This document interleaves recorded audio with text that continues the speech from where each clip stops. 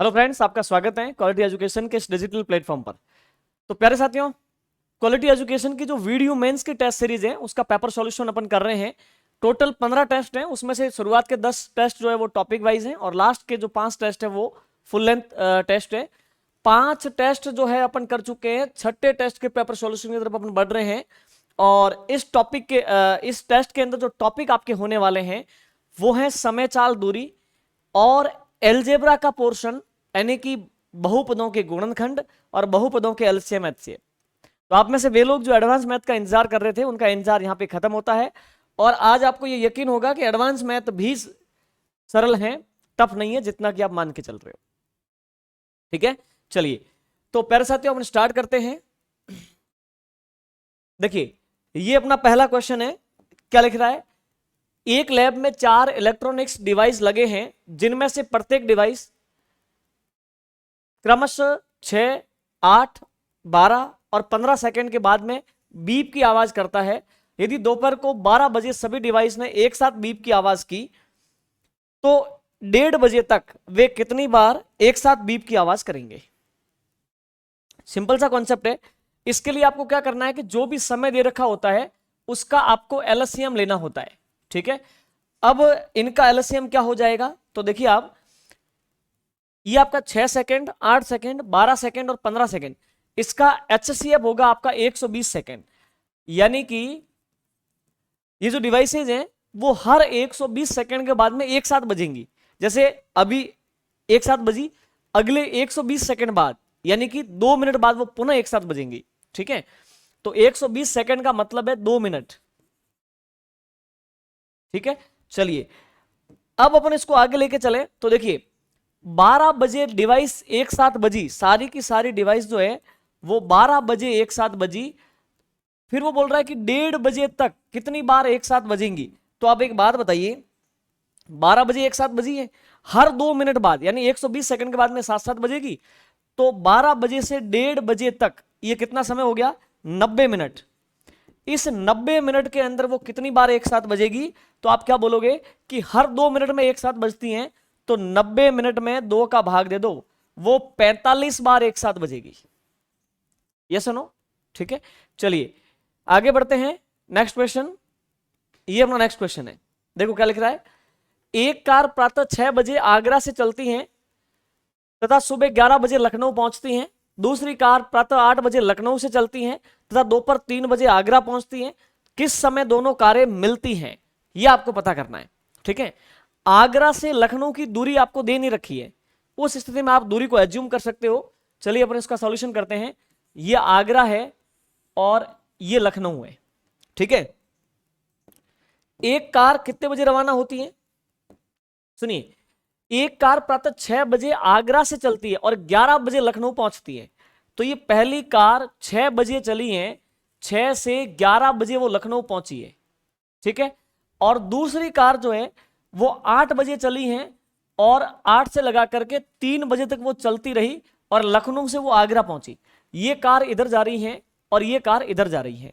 अब यहां पे एक चीज आप समझो, देखो 6 बजे ये कार आगरा से रवाना होकर के लखनऊ पहुंचती है 11 बजे, तो 6 से 11 बजे तक 5 घंटे का टाइम होता है। यस सुनो, और ये गाड़ी 8 बजे रवाना हुई है और 3 बजे तक, ठीक है, ये हो गया आपका 4-5 घंटे। ये 8 बजे रवाना हुई, 8 से 9, 10, 11, 12, 1, 2 और 3, यानी कि 7 घंटे, 7 घंटे का ये टाइम लेती है। अब आप एक काम करो, आगरा से लखनऊ की दूरी दे नहीं रखी है तो आप एक्स मान लो, एक्स नहीं मानो तो एस कोई भी अमाउंट मान लो, संख्या मान लो। आप मान लो 10 किलोमीटर की दूरी है, 100 किलोमीटर की दूरी है, 200 किलोमीटर की दूरी है। मानते समय एक चीज का ध्यान रखो कि अपने 5 घंटे और 7 घंटे का भाग चला जावे, बस इतना ध्यान रखो। तो 7 पंजे 35, एक काम करते हैं 35 किलोमीटर ही मान लेते हैं अपन। माना कि 35 किलोमीटर की दूरी है, आप कहोगे 35 मान करके 100 मानेंगे तो आंसर चेंज नहीं होगा, बिल्कुल नहीं होगा। 35 की जगह 70 मान लो, आंसर तो वही आएगा जो आना है। ठीक है, चलिए अब इसका सॉल्यूशन करते हैं। अगर अपन पहली ट्रेन की बात करें तो एक बात बताइए, 35 किलोमीटर की दूरी 5 घंटे में तय करती है, इसका मतलब 7 किलोमीटर प्रति घंटा की उसकी रफ्तार है।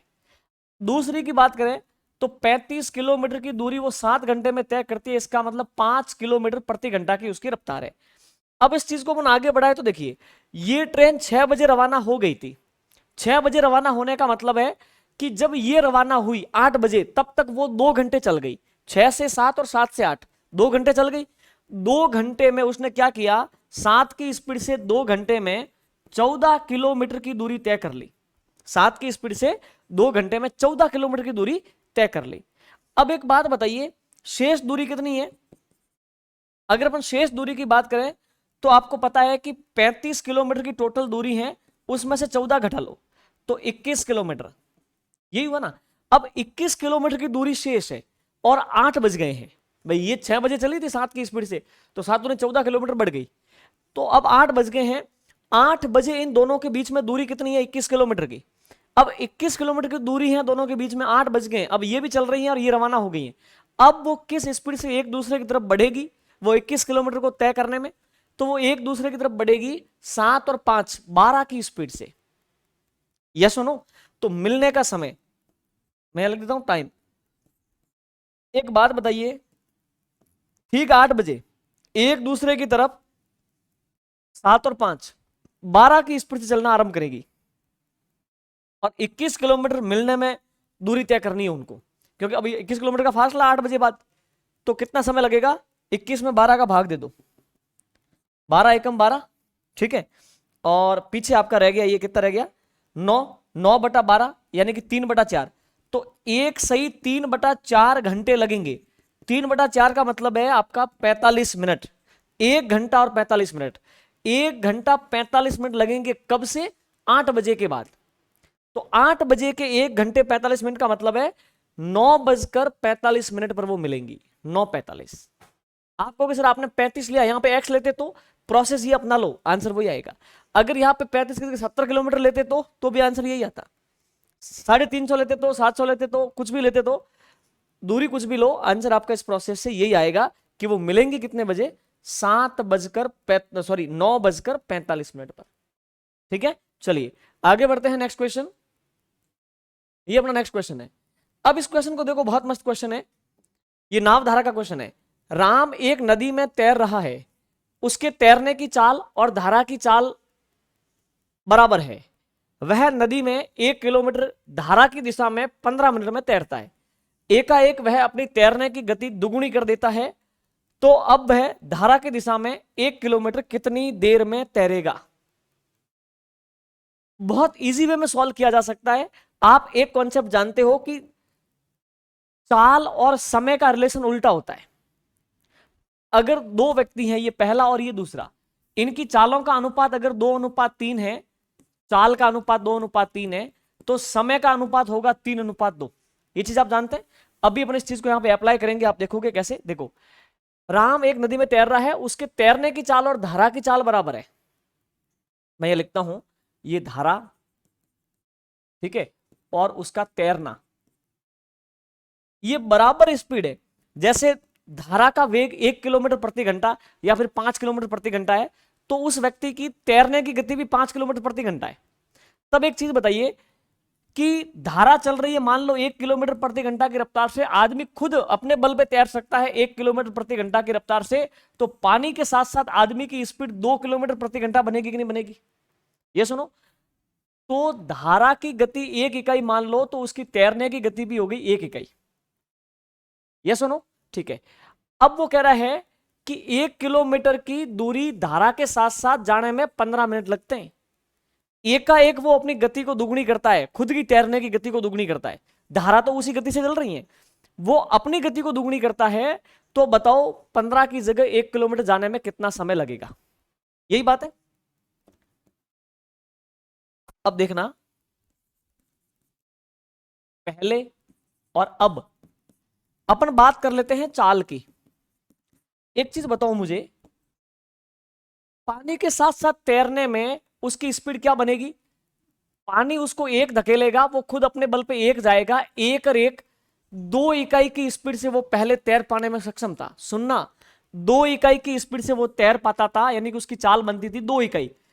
लेकिन अब क्या हुआ उसने अपनी खुद की चाल को एकाएक दुगुना कर दिया, यानी कि अब तैरने की उसकी गति है ना वो एक की जगह दुगुनी हो गई, यानी 2 हो गई। तो धारा का सपोर्ट कितना मिलेगा, 1, और तैरने की उसकी खुद की गति उसने दुगुनी कर दी, तो 2 इकाई वो खुद अपने बल पे तैरेगा, 1 इकाई धारा का सपोर्ट मिलेगा। अब वो 3 की स्पीड से तैर पाने में सक्षम है, यानी कि पहले धारा के साथ साथ 2 की स्पीड से वो तैर पाता था, तो उसने खुद की स्पीड को दुगना करने पर अब वो 3 की स्पीड से तैर पाएगा।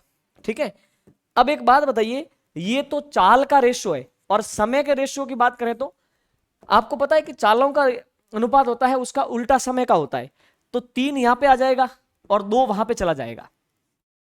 अब एक चीज बताइए मुझे, पहले अगर समय 3 इकाई लगता था, तो अब स्पीड बढ़ने की वजह से उसको समय लगेगा 2 इकाई। तो सिंपल सी बात है, देखो 15 मिनट उसको पहले लगते थे, है ना, पहले का समय 15 मिनट था, तो अपन कह सकते हैं कि पहले जो 3 इकाई समय था, 3 यूनिट्स, वो 15 मिनट के बराबर था। ये आपके लिए क्या है, ये आपके लिए सुराग है। आपको वर्तमान का समय लाना है ना, तो वर्तमान का समय कैसे आएगा, 15 मिनट 3 इकाई के बराबर है, तो 15 में 3 का भाग दे दो और गुणा कर दो 2 से, तो ये हो गया 10 मिनट। अब वो 10 की स्पीड से, मतलब 10 मिनट में वो 1 किलोमीटर की दूरी तय कर सकता है, जो कि पहले 15 मिनट में करता था। ठीक है, अगर आप ये प्रोसेस से नहीं करो, ये सबसे इजी प्रोसेस है, अगर ऐसे नहीं करो तो फिर देखो 1 किलोमीटर में 15 मिनट लगते हैं, तो आप स्पीड निकाल लो। 15 मिनट का मतलब क्या होता है, 1/1/4 घंटे।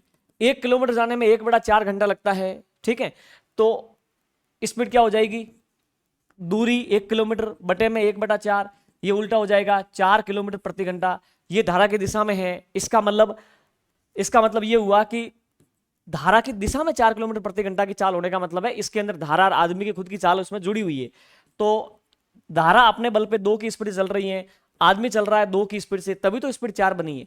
अगर वो आदमी अपनी स्पीड को क्या कर दें, दुगुना कर दें, तो उसके आदमी की स्पीड हो जाएगी 2 की जगह 4, और धारा का सपोर्ट मिलेगा 2, तो 2 + 4 6 किलोमीटर प्रति घंटा की स्पीड से वो जाएगा, और उसको क्या करना है, 1 किलोमीटर जाना है। तो 1 किलोमीटर जाने का मतलब है दूरी, समय पता करना है ना, दूरी बटे में चाल, तो ये हो जाएगा आपका 1/6 घंटे, और 1/6 घंटे को मिनट में बदलने के लिए 60 से गुणा करेंगे, तो इससे कट गया ये 10 बार, ये 10 मिनट का टाइम आ गया। लेकिन ये मुझे लगता है आपके लिए और ज्यादा डिफिकल्ट होगा, तो इस वे में आप इसको कर सकते हैं। ठीक है, चलिए बाकी ये प्रोसेस भी है। आगे बढ़ते हैं, नेक्स्ट क्वेश्चन। ये नेक्स्ट क्वेश्चन है, अब देखो इसको समझने की कोशिश करना। ए बी से 2 गुना तेज दौड़ता है, 3 दूनी 6, 7 8, 8/3। तो यहां पे ए दौड़ सकता है 8 की स्पीड से, तो बी दौड़ता है 3 की स्पीड से। एक काम करते हैं, लिख देते हैं ए और बी, इनकी दौड़ने की गति का जो रेशियो है ना, ए बी से 2/3 गुना तेज दौड़ता है, 3 दूनी 6, 7 8, 8/3, यानी कि ए तो अगर 8 इकाई दौड़ता है तो बी दौड़ता है 3 इकाई। ए अगर 8 इकाई दौड़ेगा तो बी दौड़ेगा 3 इकाई। ठीक है, ए बी को 60 मीटर की शुरुआती बढ़त देता है।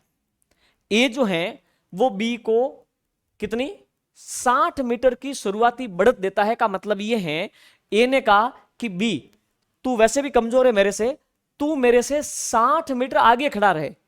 ए ने बी को 60 मीटर की बढ़त दे दी कि तू वहां जाके खड़ा रहे आगे, और मैं यहां से दौड़ूंगा तू वहां से दौड़ना, तो भी वो साथ साथ पहुंचते, ऐसा लिखा हुआ है।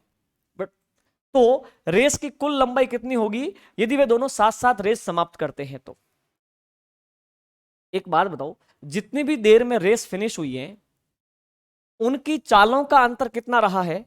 देखिए, चालों का अंतर रहा है 5 इकाई, और लास्ट में जाकर के वो लास्ट में एक ही समय में एंड तक पहुंच गए जितनी उनकी दौड़ थी।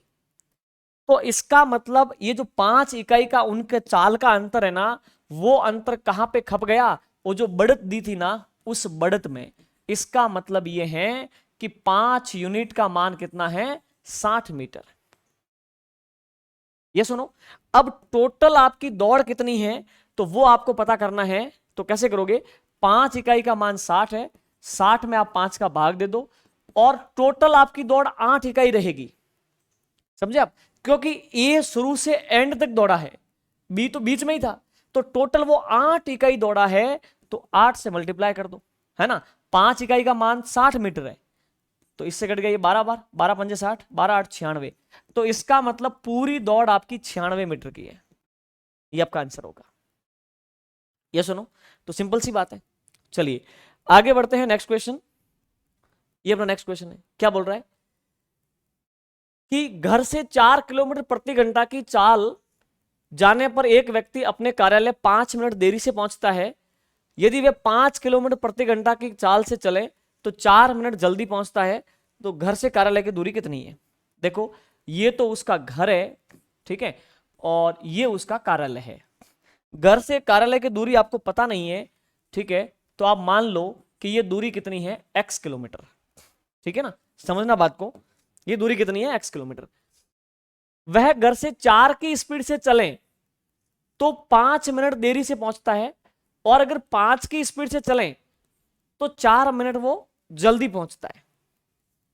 ये आपको मैनेज करना है, कंफर्म करना है कि कार्यालय से घर से कार्यालय की दूरी कितनी है, ठीक है।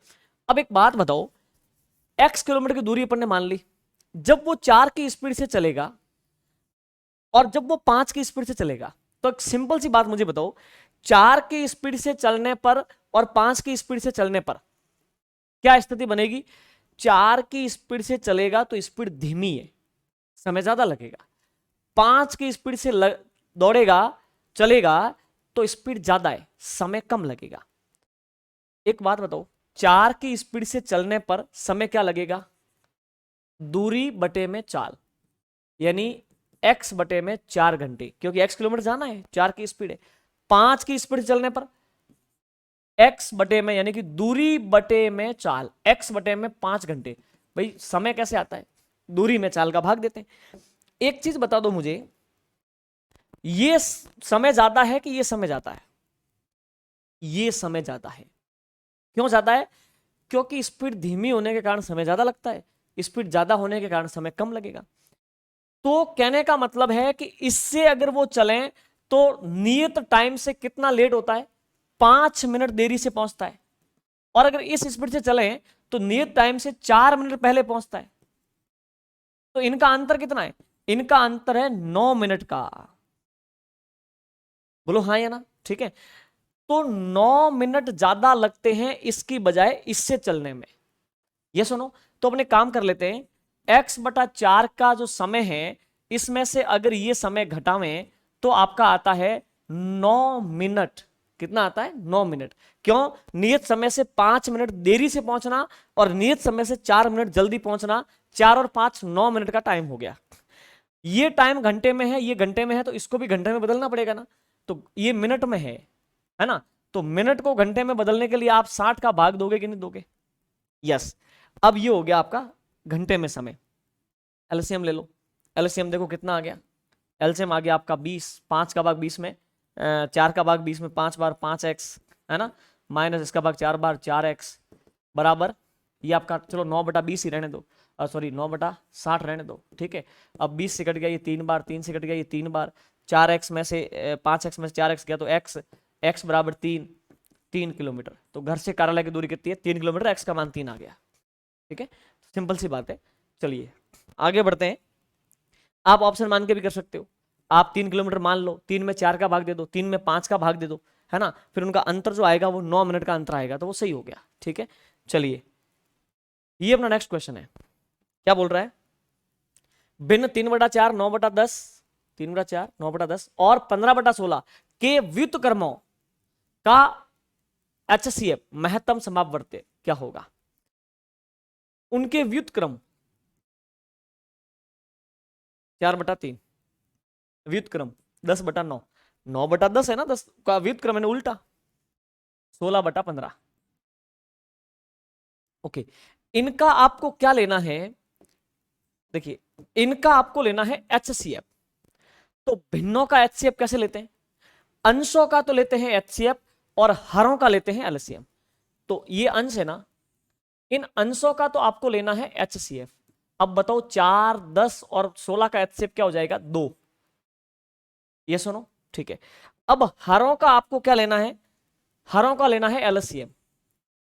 तो देखो 3, 9 और 15 इनका आपको लेना है, क्या लेना है, एलसीएम।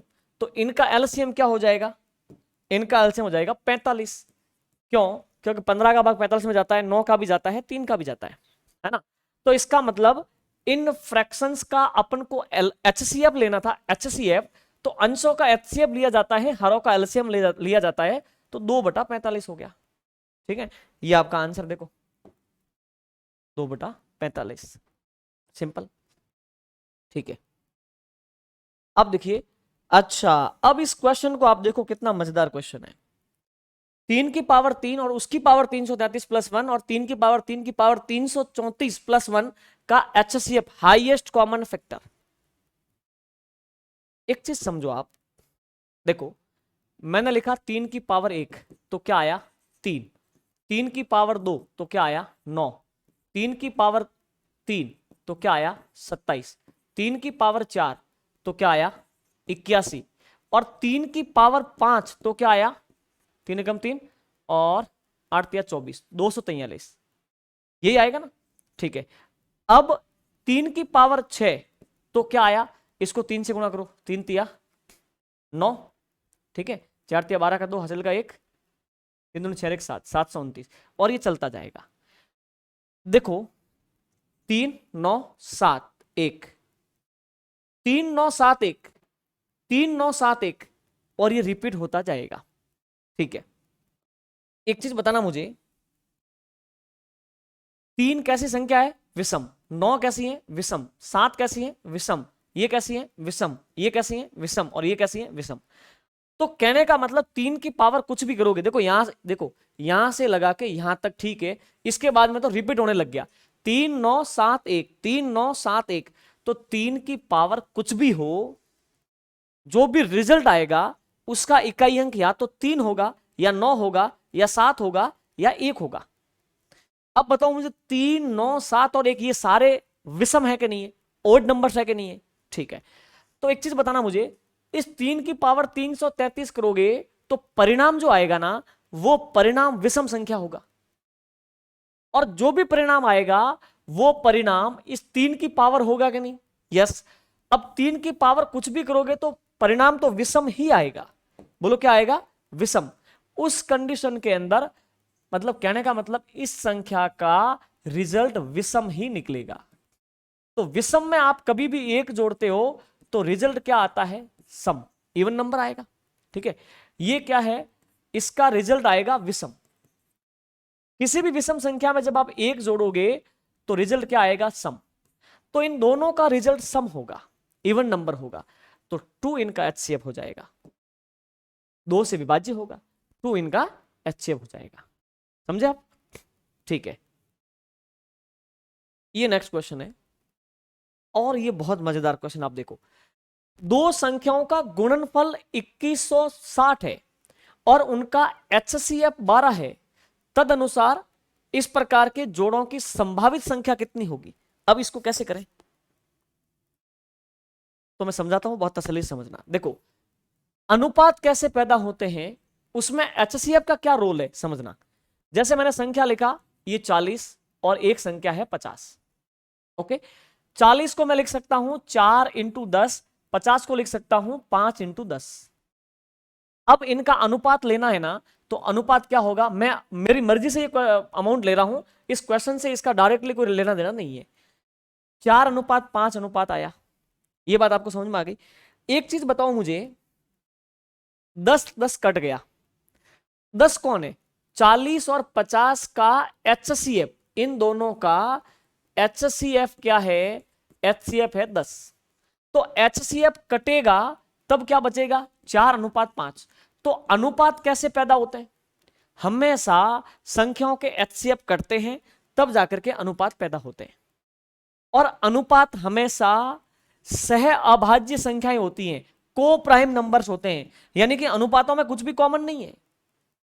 अगर ये 8 और 10 होता ना तो ये फाइनल रेशियो नहीं है, ये कट करके 4:5 में जाने की संभावना रखते हैं, ये फाइनल रेशियो होगा।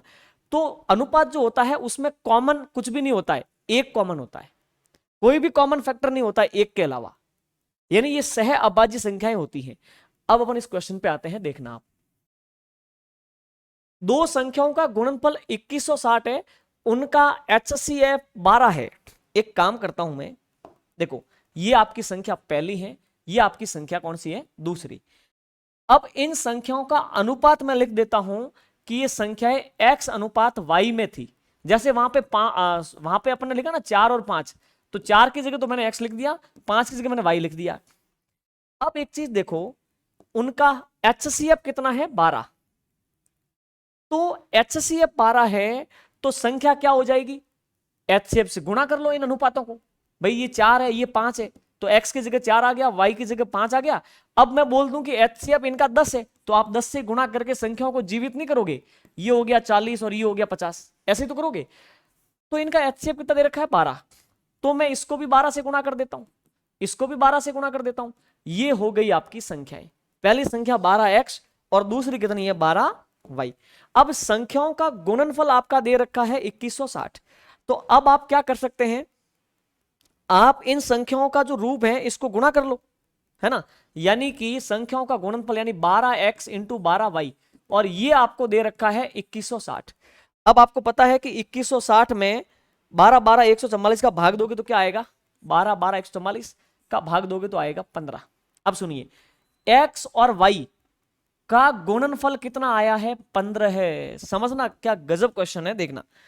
एक्स वाई का गुणनफल क्या आया, 15। यानी कि जो भी अनुपात है x और y, जो अनुपात थे उनको गुणा करेंगे तो कितना आएगा, 15 आएगा।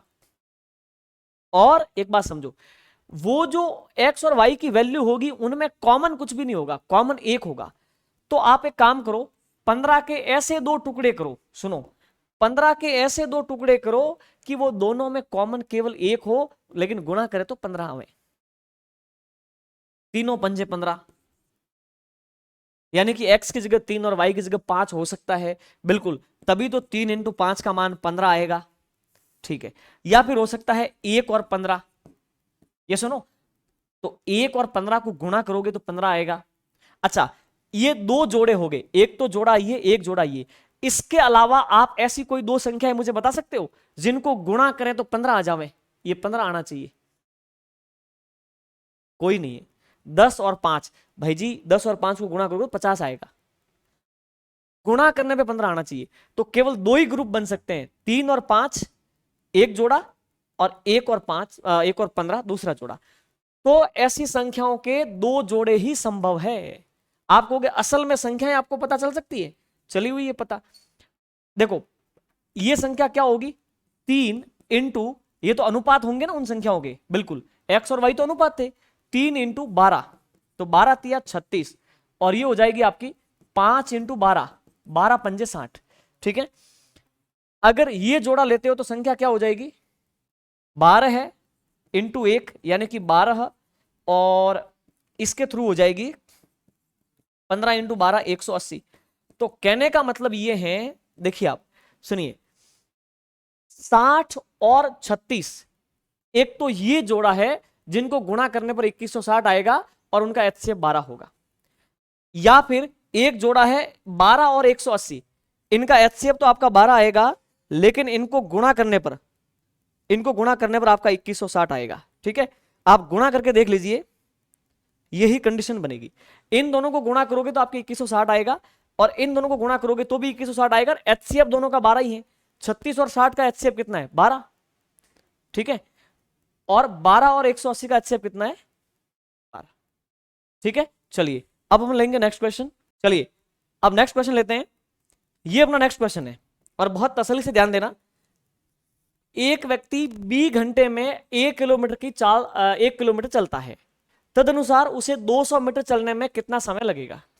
समय चाल दूरी का सिंपल क्वेश्चन है। देखो एक व्यक्ति 20 घंटे में, मैं यहां पे लिख देता हूं समय है आपका 20 घंटे, और उतने में दूरी कितनी तय करता है, तो ये बोल रहा है 1 किलोमीटर। ओके, क्या आप चाल ला सकते हो क्या, बिल्कुल ला सकते हो। चाल क्या होती है, दूरी बटे में समय, तो A बटे में 20 घंटे। ये बात आपको समझ में आ गई। 200 मीटर चलने में कितना समय लगेगा, मतलब आपके दूरी कितनी है, दूरी है 200 मीटर, ओके, 200 मीटर को आप किलोमीटर में बदलोगे तो किसका भाग दोगे? 1000 का। 1000 का भाग दोगे तो ये हो जाएगा 1/5 किलोमीटर। अब मुझे बताओ 1/5 किलोमीटर चलना है और चाल है A/B, तो आपको समय कितना लगेगा? तो समय क्या होगा? दूरी बटे में चाल। दूरी है 1/5 और भाग देना है चाल का, तो चाल आपकी कितनी है? A/B। तो ये उल्टा होके गुणा होगा, 1/5 इंटू B/A। तो ये हो गया फाइनली B/5A। ठीक है, ये देख लो आप, B/5A घंटे, इतना समय लगेगा। ये सुनो, सीधा बिना पेन कॉपी उठाए आप जो है इसको कर सकते हो। भाई B घंटे में 1 किलोमीटर जाता है, इसका मतलब चाल हो गई 1 A/B। ओके, 200 मीटर जाना है तो इस 200 मीटर में भाग दे दो। मीटर को किलोमीटर बदलने के लिए 1000 का भाग दोगे ना, और ये करोगे तो आपका ये हो जाएगा B/5A। ये आंसर आ गया। ठीक है, ये तो मैंने स्टेप बाय स्टेप इसलिए लिखा है, अगर आप नोट्स बनाओ लिखो करो तो आपका ये प्रोसेस रहेगा। ठीक है, बाकी सीधा आपका ये आंसर आएगा ऐसे। चलिए भाई, तो इस प्रकार की बात है, आगे लेके चलो मैं आपको। अब ये नेक्स्ट क्वेश्चन है, क्या बोल रहा है यहां पे? एक गाड़ी 60 किलोमीटर प्रति घंटा की गति से विशिष्ट दूरी 210 मिनट में तय करती है। 80 किलोमीटर प्रति घंटा की गति से वह दूरी तय करने में गाड़ी को लगने वाला समय कितना है? सिंपल, देखो आप तसल्ली से, एक गाड़ी 60 किलोमीटर प्रति घंटा 60 की स्पीड से एक विशिष्ट दूरी 210 मिनट में तय करती है। सुनिए, देखना, चाल क्या है? चाल है 60 किलोमीटर प्रति घंटा। ओके, और समय कितना लगता है? समय लगता है 210 मिनट। 210 मिनट, ये बात समझ में आ गई? ठीक है, एक काम करें क्या, यस, अपन इस मिनट को घंटे में बदलते हैं। 210 मिनट का मतलब है 210 मिनट में 60 का भाग दे दो, 210/60 घंटे। ओके, तो आपकी चाल है 60 किलोमीटर प्रति घंटा और समय लगता है 210/60 घंटे। तो एक बात बताओ, दूरी कितनी तय होगी? तो दूरी हो जाएगी आपकी चाल इंटू समय, 210/60। अब ये तो घंटे हो गए और ये क्या है? चाल है। तो चाल इंटू समय, इससे ये कट गया, इसका मतलब दूरी है 210 किलोमीटर की। ओके, अब वो कह रहा है कि अगर 80 की स्पीड से तय करें तो कितना समय लगेगा? तो अपन लिखेंगे, यदि आपकी चाल हो क्या 80 किलोमीटर प्रति घंटा, 80 किलोमीटर प्रति घंटा हो तो समय कितना लगेगा? चलना तो आपको 210 किलोमीटर है 80 की स्पीड से, है ना? ठीक है, तो दूरी बटे में चाल, ये हो गया आपका 8 8 दूनी 16, 16 और पीछे कितने बच गए? 4 और 1 5, 5/8 घंटे। तो ये हो गया आपका ऑप्शन सेकंड वाला, 2 सही 5/8 घंटे। ये बात आपको समझ में आ गई? ठीक है, और बाकी बहुत इजी वे में आप सीधा ऐसे कर सकते हैं कि भाई देखो, 60 किलोमीटर इंटू समय है 210, 210 तो मिनट है भाई, चाल इंटू समय करेंगे दूरी आएगी ना, 210 तो मिनट है, इसमें 60 का भाग दे दो, ये आपका समय है। समय इंटू चाल, ये आपकी दूरी है, और ये दूरी 80 की स्पीड से पार करनी है, तो इसमें 80 का भाग दोगे बटे में 80। ये सुनो, तो देखो 60 कट गया, 0 कट गया, अब 21 में सीधा 8 का भाग दे दो आप, तो ये आपका 2 सही 5/8 घंटे का समय आ जाएगा, है ना? तो आपको डायरेक्टली इस प्रोसेस से करना है, ये तो स्टेप बाय स्टेप, ताकि आपका कॉन्सेप्ट क्लियर हो। ठीक है, चलिए नेक्स्ट, ये अपना नेक्स्ट क्वेश्चन है, क्या बोल रहा है? 45 किलोमीटर प्रति घंटा की गति किसके बराबर है? ओके, मीटर पर सेकंड में आपको पता करना है, तो हमेशा ध्यान दो, किलोमीटर प्रति घंटा की चाल को मीटर प्रति सेकंड में बदलना होना तो किससे गुणा करते हैं? 5/18 से गुणा करते हैं। 9 से कट गया 2 बार, 9 से कट गया 5 बार, 25/2 12.5, 12.5 मीटर प्रति मिनट, 12.5 मीटर, सॉरी मीटर प्रति सेकेंड। तो ये आपका आंसर है। हमेशा ध्यान दो कि किलोमीटर प्रति घंटा की स्पीड को मीटर प्रति सेकंड में बदलना है, तो आपका 5/18 से गुणा करना है। आप कहोगे ये क्या रीजन क्या है इसके पीछे?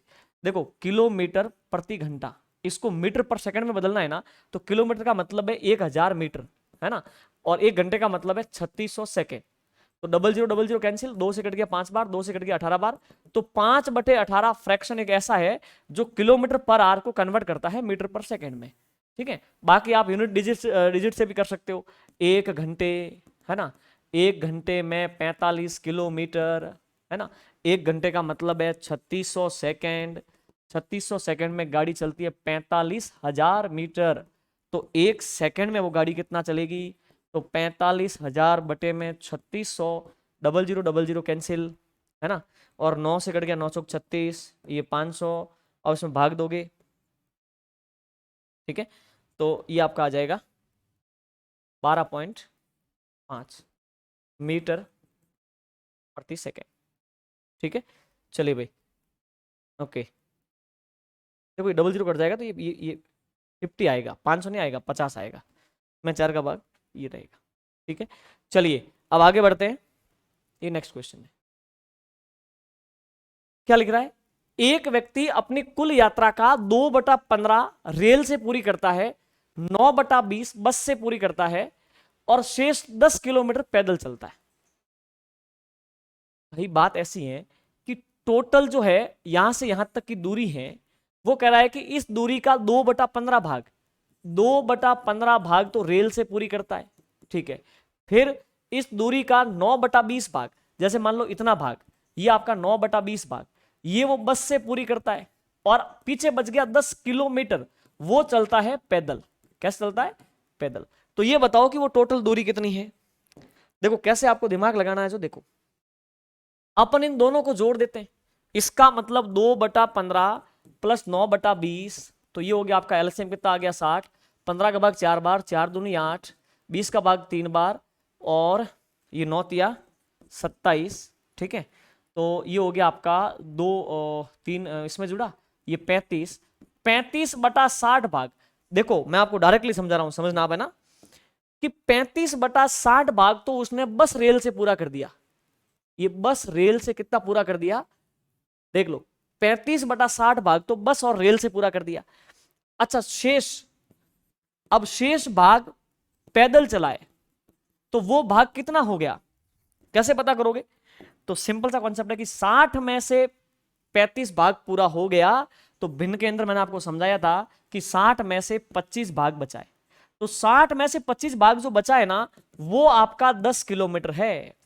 तो पूरा भाग पता करना है आपको, दूरी पता करनी है, तो 10 में आप सीधा भाग दे दो 25/60 का, इंटू कर दो 1 से, 60 ऊपर जाएगा 25 बटे में, तो ये आपका हो जाएगा क्या? 10 × 60 बटे में 25। 5 से कट गया 5 बार, 5 से कट गया 2 बार, 5 से कट गया ये 12 बार, 12 दूनी 24, 24 किलोमीटर की टोटल दूरी है। ये सुनो, तो सिंपल सी बात है। ठीक है, आप इसको अन्य प्रकार से भी कर सकते हो। पूरी दूरी को x मान लो, इसमें से ये दोनों को घटा करके बराबर 10 लगा दो। ठीक है, x का मान आपका यही आएगा। नेक्स्ट क्वेश्चन, ये नेक्स्ट क्वेश्चन है। ठीक है, अब इसको समझना। एक रेलगाड़ी, क्या लिखा? एक रेलगाड़ी ए तथा बी स्टेशनों के बीच की दूरी 45 मिनट में तय करती है। यदि उस रेलगाड़ी की गति में 5 किलोमीटर प्रति घंटा की कमी कर दें, तो वह दूरी 48 मिनट में तय करेगी। तद अनुसार ए से बी की दूरी कितनी है? समझो आप बात को, है ना। ठीक है, आपका ये तो है स्टेशन ए और ये है बी। ठीक है, क्या बोला आगे? ए से बी की दूरी 45 मिनट में तय करती है। ओके, 45 मिनट में तय करती है। एक बात बताओ मुझे, अब इसमें अगर अपन दूरी को, अपन मान लो कि यहां से यहां तक की दूरी को आप मान ले, चाल को मान लो या दूरी को मान लो। ठीक है, चलो चाल को मान लेते हैं। माना कि आपकी चाल है x किलोमीटर प्रति घंटा, तब अगर यहां से यहां तक की दूरी की बात करें तो दूरी क्या रहेगी? आपको पता है दूरी होती है चाल इंटू समय, x इंटू समय है आपका 45 मिनट। तो 45 मिनट को घंटे में बदलने के लिए 45/60 करेंगे ना, क्योंकि किलोमीटर प्रति घंटा में चाल है, तो मिनट से काम नहीं चलेगा, इसको भी घंटे में कन्वर्ट करना पड़ेगा, समय को भी। तभी तो चाल इंटू समय करेंगे तो दूरी आएगी। तो आपकी ये जो दूरी है ना ये आ गई 15 से कट गया 3 बार, 15 से 4 बार, 3x बटे में 4। ये यहां से यहां तक की दूरी हो गई, पहली इक्वेशन हो गई। अब दूसरी इक्वेशन अगर अपन बनावे हैं तो देखिए, ठीक है, अगर वो बोल रहा है कि चाल को 5 किलोमीटर प्रति घंटा कम कर दें, यानी x माइनस 5 कर दें किलोमीटर प्रति घंटा, अगर ये चाल कर दें तो समय कितना लगता है? तो इसने बोला कि समय लगेगा, ये गया 48 मिनट का समय लगता है। तो एक बात बताइए, अगर चाल ये रहेगी और समय ये है तो दूरी क्या रहेगी? देख लो आप,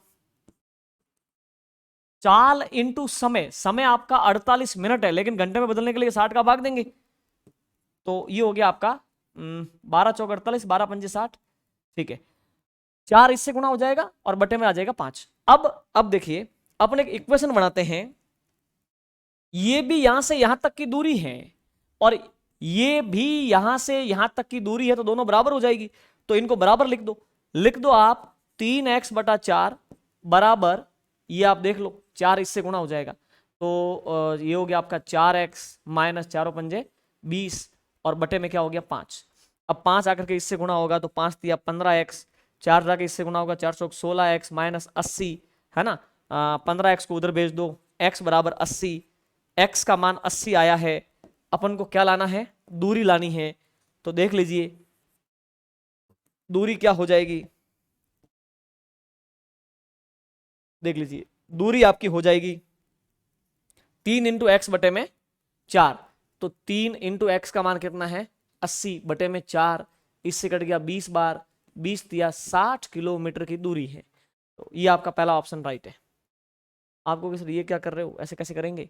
तो एक काम करो, ऐसे नहीं अगर करना आपको, तो 60 किलोमीटर की दूरी बना लो, मतलब दूरी मान लो, ठीक है, ये दूरी है और लगने वाला समय है 45 मिनट, तो चाल क्या आएगी? एक काम करो, दूरी है आपकी 60 बटे में चाल आ जाएगी, समय का भाग दे दो, समय का भाग देने का मतलब है 45 मिनट, तो ये हो गया 45 बटा 60, 60 ऊपर चला जाएगा, ठीक है, तो ये हो जाएगा 60 इंटू 4 बटे में 3, ये आपकी चाल आ गई। तो चाल आ गई आपकी, ये हो गया आपका 80 किलोमीटर प्रति घंटा। अब अगर इस चाल को आप 5 किलोमीटर प्रति घंटा कम करते हो, यानी कि 75 किलोमीटर प्रति घंटा करते हो, तो आपको 48 मिनट का समय लगता है, ठीक है। तो अगर 75 से आप चेक कर लो, क्या 48 मिनट में 60 किलोमीटर की दूरी तय होती है?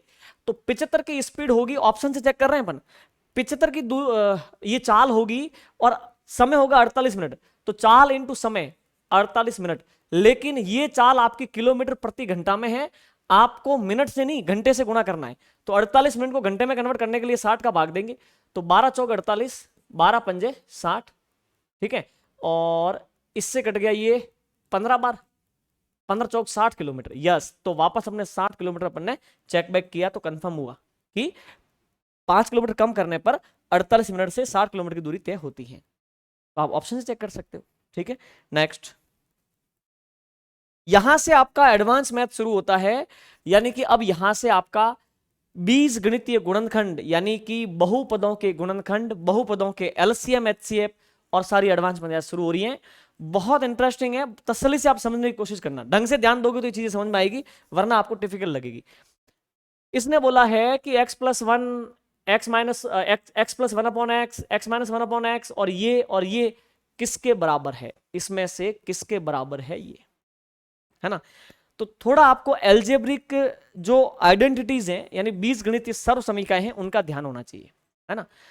एक काम करते हैं, ये गुणा ये गुणा ये गुणा ये लिखा हुआ है, थोड़ा सा भी अगर अपन एल्जेब्रा जानते हैं तो अपन को पता चल रहा है कि मैं अगर इसको और इसको साथ में लिखूं, फिर उसके बाद में इसको और इसको साथ में लिखूं, तो मुझे एक चीज समझ में आएगी, वो क्या, तो आप समझने की कोशिश करना।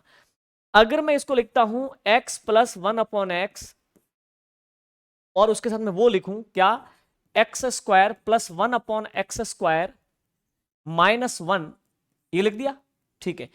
इससे क्या निकल के आएगा, और गुणा में क्या है, गुणा में फिर ये लिख दो सेकंड वाला, x minus one upon x, फिर गुणा में आपका है x square plus one upon x square और प्लस का वन। ये बात आपको समझ में आ गई, ठीक है। ये जो रूप है ना, यहां से लगा के यहां तक का, इस रूप को देखो, फिर इस रूप को देखो, ये रूप आपका नजर आ रहा है आपको a plus B A square plus B square minus A B. क्यों? क्योंकि a आपका x है, b आपका 1/x है, तो कट करके 1 हो गया ना। ठीक है, a plus B A square plus B square minus A B. और ये जो रूप होता है ना, ये किसके बराबर होता है? ये रूप होता है आपका ए क्यूब, समझ रहे हो ना, माइनस नहीं प्लस बी क्यूब के बराबर होता है। ओके, तो कहने का मतलब ये है कि मैं जो है यहां से लगा के यहां तक वाले रूप को ए क्यूब माइनस बी क्यूब, ये आपका था एक्स, ओके, ए क्यूब माइनस बी क्यूब यानी कि x cube minus 1/x cube लिख सकता हूं। ठीक है, अब चलते हैं इस पर। ये देखो क्या है, ये रूप कैसे निकल के आया, a minus B A square plus B square plus A B से निकल के आया है ना। ए बी से 1 बन जाएगा क्या? a की जगह x लो, b की जगह 1/x लो, x x कट गया, 1 आ गया। अब ये एल्जेब्रिक आइडेंटिटी में से किसका रूप है? a minus B A square plus B square plus A B. ये है, देखो ये प्लस का है, प्लस का ए क्यूब, ये प्लस का है, ये है आपका ए क्यूब माइनस बी क्यूब का रूप है। ठीक है, तो आप एक काम कर सकते हो, इस पूरे को लिख सकते हो x cube minus 1/x cube. ध्यान देना, देखो यहां पे अगर माइनस आवे ना तो इसका मतलब यहां पे माइनस है, और अगर सेकंड वाले में माइनस आवे तो यहां पे प्लस है। ठीक है, ओके, अब इस बात को समझना आप, ये रूप देख करके आपको क्या समझ में आ रहा है? ठीक है, इस रूप को देख करके ये रूप आपके a प्लस बी और a माइनस बी को दर्शाता है, जहां पे a कौन है? X cube. एक बात बताओ, a प्लस बी और a माइनस बी को दर्शाता है ना, तो ये होगा आपका a square minus B square, होगा कि नहीं होगा? तो अगर मैं इसको a मानू, इसको b मानू, तो a plus B A minus B, ये हो जाएगा a square minus B square, यानी एक्स क्यूब का स्क्वायर माइनस 1/x क्यूब का स्क्वायर। तो ये हो जाएगा x की पावर 6 माइनस 1 का स्क्वायर तो 1, और x क्यूब का स्क्वायर x की पावर 6। अब देख लीजिए ये रूप आपका कौन सा, ये देखिए देखिए देखिए देखिए, ये आपका आंसर है एक्स क्यूब, सॉरी एक्स की पावर 6 माइनस 1/x की पावर 6, ऐसे। ये आपका नेक्स्ट क्वेश्चन है। अब इसको देखो, बहुत मस्त क्वेश्चन है। a की power 2x plus 2 is equal to 1, जहां a एक के अतिरिक्त एक धनात्मक वास्तविक संख्या है, तो x किसके बराबर है? ठीक है, समझना, ऐसे लिखा हुआ है कि a की power 2x plus 2 is equal to 1। अच्छा, अपन को x का मान लाना है, x का मान लाना है। देखो अगर ऐसे लिखा हुआ हो ना कि a की पावर x बराबर a की पावर 8, आधार समान है ना, तो घातें समान हो जाएगी, x का मान 8 हो जाएगा। तो हमेशा पावर का, जब पावर में एक जगह वेरिएबल हो और दूसरी जगह संख्या हो, तब उस वेरिएबल का मान तभी आ सकता जब आधार समान हो। तो अब आधार समान कैसे करेंगे? यहां पे एक कैसे कर दे भाई, ये तो एक है। तो आपको पता है कि किसी भी संख्या की पावर 8 की पावर 0 कर दो, इसका मान 1 है। ए की पावर 0 कर दो, इसका मान 1 है। तो मैं ए की पावर 0 कर दूंगा तो 1 आ जाएगा। तो कह सकते हैं कि ए की power 2x plus 2 is equal to, 1 लाना है ना, तो ए की पावर 0 लिख देवे इसको, ए की पावर 0 का मान 1 ही रहेगा। अब देखिए, अब अपन लिख सकते हैं कि आधार समान, देखिए आधार समान तो घातें समान, ये सुनो, आधार समान तो घातें समान। ठीक है, और घात क्या हो जाएगी? 2x plus 2 is equal to 0, इसकी पावर उसकी पावर इक्वल हो जाएगी, ये 2 है, 2 उधर जाएगा तो -2 हो जाएगा, यहां पे रह जाएगा 2x, और इस 2 से ये कट गया, एक बार कट गया ना, तो x का मान आ गया -1। बोलो x का मान क्या है? -1। आंसर सेकंड आपका राइट आंसर है, x का मान -1। ये सुनो, ठीक है, नेक्स्ट क्वेश्चन। अब इस क्वेश्चन को देखना, ये इतना मस्त क्वेश्चन है। ए का square plus 4b square plus 4b minus 4ab minus 2a minus 8 के गुणज है। समझ रहे हो ना? कि गुणज का मतलब है इसके फैक्टर करेंगे तो जो गुणनखंड कंप्लीटली ये गुणनखंड इसका गुणज ही तो होगा। बोलो हाँ या ना? ठीक है, ओके। अब एक काम करते हैं अपन, और बहुत तसल्ली से देखना तो आपको ये चीजें समझ में आएगी। देखो मैं इसको लिखता हूं, ये है ए स्क्वायर, ठीक है, और प्लस है 4b स्क्वायर। अब इसमें ढूंढना पड़ेगा, डायरेक्टली चीजें नहीं मिलती हैं। अब मैं काम करता हूं, इसको पहले लिख देता हूं तो कोई फर्क नहीं पड़ेगा। -4ab मैंने लिख दिया, ठीक है। इससे क्या हो जाएगा, इससे अपना काम होगा, देखना आगे। अब देखिए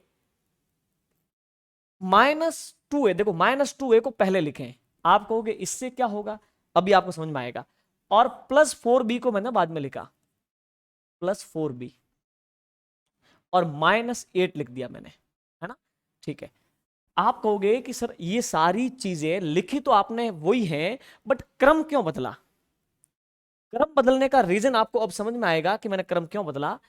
एक काम करते हैं, यहां से लगा के यहां तक देखो, ठीक है, फिर यहां से लगा के यहां तक देखो, और आगे बहुत सारे नाटक करने पड़ेंगे तब जाकर के इनमें से आंसर निकलेगा। देखना, मैं करते चलता हूं, आप समझते जाना, ठीक है। एक बात बताओ, a square plus B square -2ab वाली फॉर्म नजर आ रही है क्या आप में से किसी को? अगर मैं ए को ए लेता हूं और सेकंड पद को 2b लेता हूं, तो इसका होल स्क्वायर करें, a -2b का होल स्क्वायर, तो क्या निकल के आएगा? देखो a square plus B square, यानी इसका स्क्वायर क्या हो जाएगा, 4b स्क्वायर -2 इंटू ए इंटू बी, बी की जगह 2b, 2 दूनी 4, 4ab।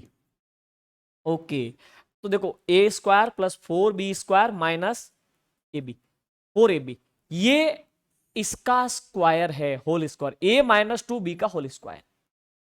ओके, तो अब अपन लिख सकते हैं यहां से लगा के यहां तक वाले मैटर को, a-2b का होल स्क्वायर है, ये है कि नहीं है? ठीक है। अब एक काम करते हैं, इसको देखो, केवल इन दो पदों को, इनमें से अपन -2 को कॉमन लेवे, -2 का भाग इसमें दिया, -2 कट गया, बच गया a, -2 का भाग इसमें दिया तो -2b -8। अभी तो आगे बहुत सारा कुछ ढंग से सोचना पड़ेगा। दूसरा क्या तरीका रहेगा वो मैं आपको बताऊंगा, आपको करना है। अब इनमें से कोई रूप निकालना है, फैक्टर करके, कॉमन लेकर के, जो भी करो। अब एक चीज बताओ मुझे, अगर मैं इन दोनों पदों में से कॉमन लेता हूं a-2b, इन दोनों पदों से, 8 को छोड़ दो, इन दोनों पदों से a-2b कॉमन लेता हूं, यहां क्या बचेगा, a-2b, और -2 बच जाएगा, लेकिन फिर -8 बच जाएगा। अब ये देखिए, हाँ, एक तो ये और एक ये तो दोनों गुणा में है, तो एक ही पद हो गया, 2 पद हो गए, 8 का कहां क्या मैनेज करें, कैसे मैनेज करें? तो इसलिए देखो तो सही आप कि कितना गहराई में ये क्वेश्चन दिया है। इसके लिए आपको क्या करना पड़ेगा, जो देखो, ये तो आपका a-2b का होल स्क्वायर है ही है, ये जो पूरा पद है ना, ये a-2b -2 बार है। समझो बात को, मैं काम करता हूं, -4 a-2b ये लिखूंगा, तो ये तो 2 बार था, माइनस का मैंने 4 बार कर दिया, एक बार में +2 a-2b लिख देता हूं, ठीक है, और माइनस कौन है, 8। इतना आपको समझ में आ गया? ठीक है। इससे क्या हो जाएगा, इससे अपन को एक फायदा होगा। क्या फायदा होगा वो आपको अभी समझ में आएगा, देखना। अच्छा, क्या मैंने ऐसा लिख करके इसका मान बिगाड़ दिया? क्या वैल्यू नहीं बिगाड़ी है, रूप बिगाड़ा है। एक बात बताओ, ये माइनस का, ये ब्रैकेट माइनस का 4 टाइम, अब ये ब्रैकेट प्लस का 2 टाइम, तो मैनेज होकर के माइनस का 2 टाइम बच गया ना। लेकिन ऐसा करने से फायदा क्या होगा कि अपना एक काम करो, सुनो, यहां से लगा के यहां तक और यहां से लगा के यहां तक, इन दोनों जोड़ों में से जो कॉमन आएगा और फिर इनमें से रूप निकलेगा जो देखना, इन दोनों पदों में a-2b कॉमन है, ठीक है। a-2b कॉमन लिया तो यहां क्या बच गया, ये a-2b का स्क्वायर है ना, ये दो ब्रैकेट है, एक ब्रैकेट कॉमन आ गया तो a-2b रह गया। अब यहां से ये कॉमन आ गया तो माइनस का 4 रह गया। ओके, अब इन दोनों पदों में कॉमन कौन है, एक तो पद ये पूरा ये और एक 8, इनमें +2 कॉमन है। +2 कॉमन लोगे तो ये ब्रैकेट बच जाएगा, और वहां से +2 कॉमन आ गया तो जो कॉमन आता है उसका भाग देते हैं, -4। अब देखो, अब यहां पे अपने पास कितने पद हो गए, देखो एक तो ये गुणा में है ना, ठीक है, और एक ये, ओके ये गुणा में है ना, ठीक है। अब एक चीज बताओ मुझे, ये ब्रैकेट है ना a-2b -4, a-2b -4, अगर इसको कॉमन लिया जावे,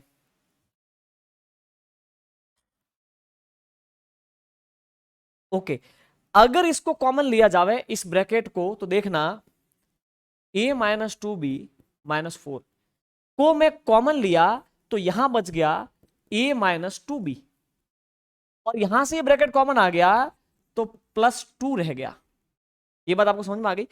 अब ये दोनों गुणनखंड हो गए, और गुणनखंड गुणा में ही लगे हुए हैं, तो इसका मतलब इसका गुणज हो गया ये पूरा ग्रुप। तो देखो a-2b -4, a-2b +2, ये आपका राइट आंसर है, मतलब पहला आपका आंसर है। आप कहोगे ये तो दिमाग से बाहर है। देखो मेरी बात सुनो, अगर ये नहीं कर पाते हो तो क्या करो, इन तीनों पदों को इन तीनों पदों से गुणा करो तो ये रूप निकल के आ जाएगा। सिंपल सी बात है। इससे नहीं आता तो इससे करो, इससे नहीं आता इससे करो, जिससे भी वो दोनों ब्रैकेट को गुणा करने पर ये रूप निकल के आ जावे तो ये मान लेना कि ये गुणज है इस पूरे का, दोनों गुणनखंड मिल करके तो पूरा गुणज हो गया ना इसका। ऐसे आई समझ में बात। दूसरा तरीका ये है कि इन दोनों ब्रैकेट को गुणा कर दो, वो रूप निकल के आएगा, वरना फिर आपको ऐसे सोचना पड़ेगा। मुझे पता है कि ये नहीं सोच पाओगे कि -4 कैसे करें, क्या करें, वो आप अपने आप कैसे सोच लोगे कि जब यहां आकर के अटकोगे, कॉमन आएगा नहीं, तब आपको कुछ विचार करना पड़ेगा, और वो विचार आपको यहां तक पहुंचा देगा। ठीक है, अब लेते हैं नेक्स्ट क्वेश्चन। अब देखो ये नेक्स्ट क्वेश्चन है, और ये भी देखो, ये भी लेवल का क्वेश्चन है, ढंग से ध्यान देना। दिए गए उत्तरों में से ये का एक गुणज होगा, ठीक है। ओके, अब देखो कैसे करें।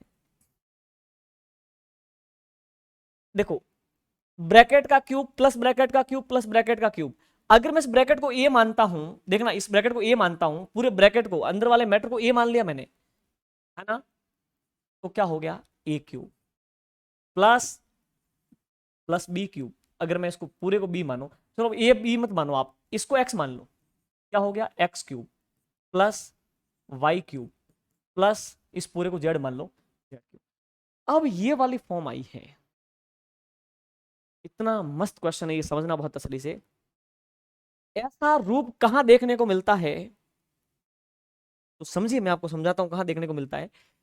एक एल्जेब्रिक आइडेंटिटी है, एक मतलब बीज गणितीय सर्व समीका है, और वो सर्व समीका ये बोलती हैं, क्या बोलती हैं, x cube plus Y cube plus Z cube -3xyz बराबर x plus Y plus z, फिर x square plus y square plus z square -xy minus yz minus zx, ये एक बीज गणितीय सर्व समीका है। यहां पे क्या होता है कि अगर x plus Y plus Z का मान 0 होता है, ठीक है, यदि x plus Y plus Z is equal to 0, अगर x y और z का मान 0 हो जाए तो यहां पे 0 डालेंगे ना, यहां 0 डालेंगे तो ये पूरी श्रृंखला नष्ट हो गई, ये नष्ट हो गई, तब क्या होगा, तब कंडीशन बनेगी, देखना, तब कंडीशन बनेगी X cube plus Y cube plus Z cube -3xyz। अब अगर x plus Y plus Z 0 हो गया तो ये पूरा ही इधर वाला 0 हो जाएगा, तो मैं बराबर में 0 लिखूंगा कि नहीं, बिल्कुल। और अगर यहां पे 0 लिख दिया तो ये -3xy उधर जाएगा तो प्लस का 3xyz हो जाएगा। ऐसा कब होगा? X cube plus Y cube plus Z cube बराबर 3xyz कब होगा? जब x plus Y plus Z 0 होगा। ठीक है, अब हम यहां पे आते हैं। मान लो ये आपका x है, ये आपका y है और ये आपका z है। ठीक है ना? अब मैं इनको जोड़ता हूं, x plus Y plus Z को मैं जोड़ता हूं। देखो जोड़ते हैं तो क्या हो गया? ये तो हो गया आपका x वाला अमाउंट प्लस ये हो गया आपके y वाला अमाउंट प्लस ये हो गया आपके z वाला अमाउंट। और इनको जोड़ा तो देखो negative B positive B, negative C positive C square, positive A square negative A square is equal to 0। आया कि नहीं आया?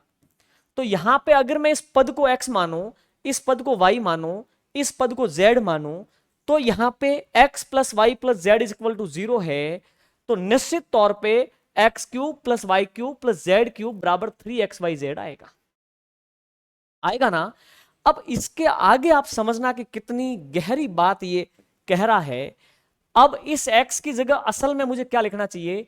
असल में लिखना चाहिए इस x की जगह ए स्क्वायर माइनस बी स्क्वायर का होल क्यूब, प्लस y की जगह लिखना चाहिए B square minus c square का होल क्यूब, प्लस जेड की जगह लिखना चाहिए सी स्क्वायर प्लस ए स्क्वायर का होल क्यूब और बराबर 3xyz। x की जगह वापस ये, y की जगह मतलब ये और z की जगह ये लिखना चाहिए।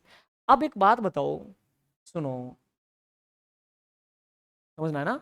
ठीक है, तो हमको पता चला कि x plus Y plus Z का योग 0 आ रहा है। तो निश्चित तौर पे ऐसा होगा X cube plus Y cube plus Z cube बराबर 3xyz। तो एक बात बताइए, 3 × x की जगह क्या लिखा जावे? x की जगह लिखा जावे a square minus B square, y की जगह क्या लिखा जावे? B square minus c square, और जेड की जगह क्या लिखा जावे? C square minus a square लिखा जावे। ठीक है, अब इतना जब लिखेंगे तो यहां पे एक चीज देखो, इसका वैल्यू ये है ना? तो इसका वैल्यू ये है। अब मैं इसको थोड़ा एक्सटेंड करता हूं आगे, देखिए 3, आप इसको देखो, इसको केवल इसको, जो कौन है एक्स, एक्स का वैल्यू है वो क्या नजर आ रहा है? ए स्क्वायर माइनस बी स्क्वायर। तो ये ए प्लस बी ए माइनस बी होगा कि नहीं होगा?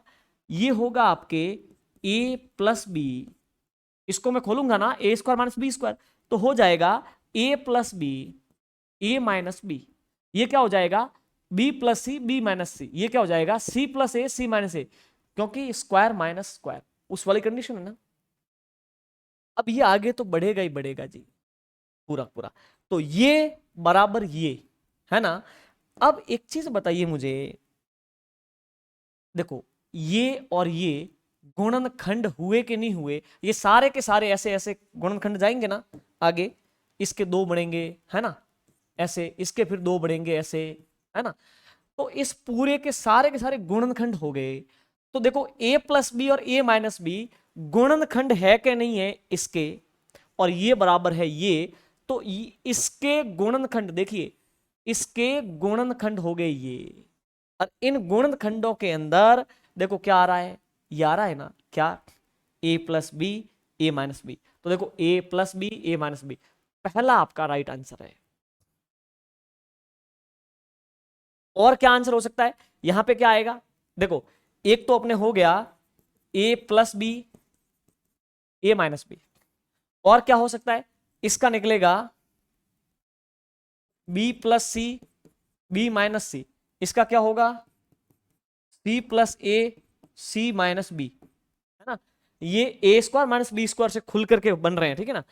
लेकिन देखो ये तीन बन सकते हैं, लेकिन केवल पहले वाला से मैच कर रहा है, बाकी मैच नहीं कर रहे, तो बस केवल पहला ऑप्शन आपका राइट आंसर है। ठीक है, तो ये वाली बात है। अब ये क्वेश्चन गहरा तो है, लेकिन जिसको समझ में आ गया उसके लिए तो चुटकियों का खेल है। ठीक है, चलिए next question.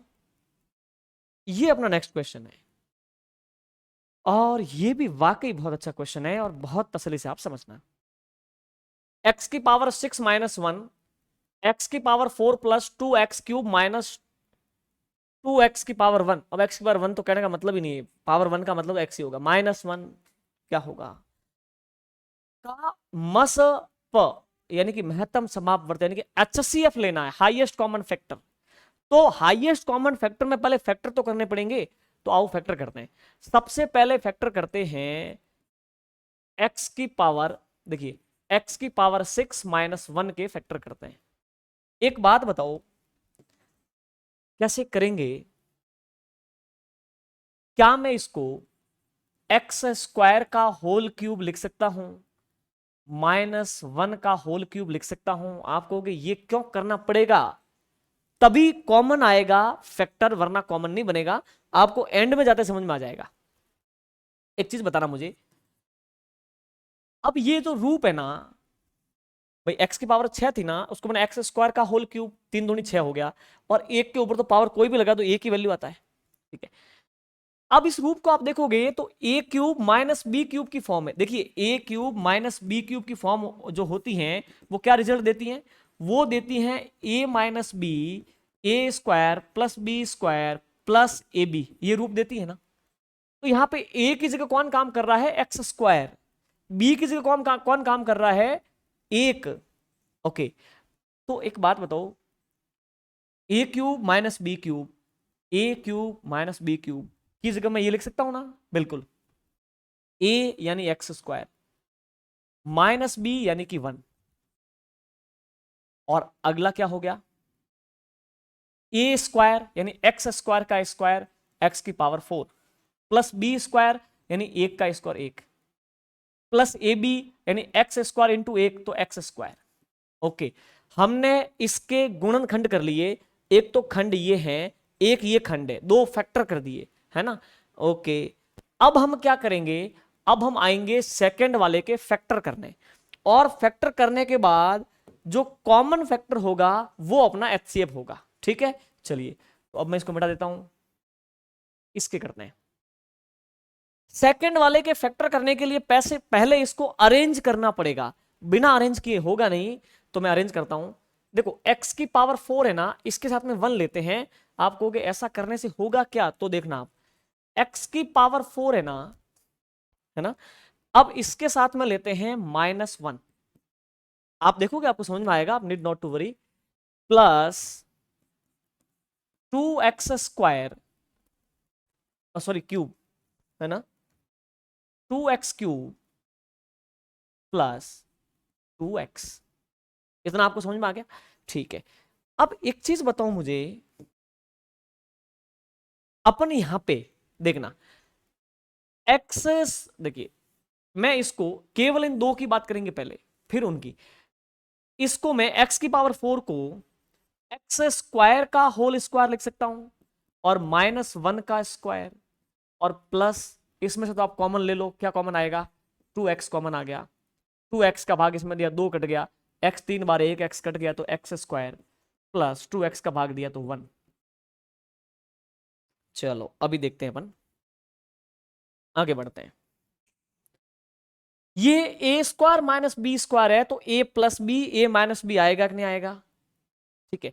a plus B, तो ये हो जाएगा आपके x² plus 1, a minus B x² minus 1, और plus 2x plus 2x x² plus 1।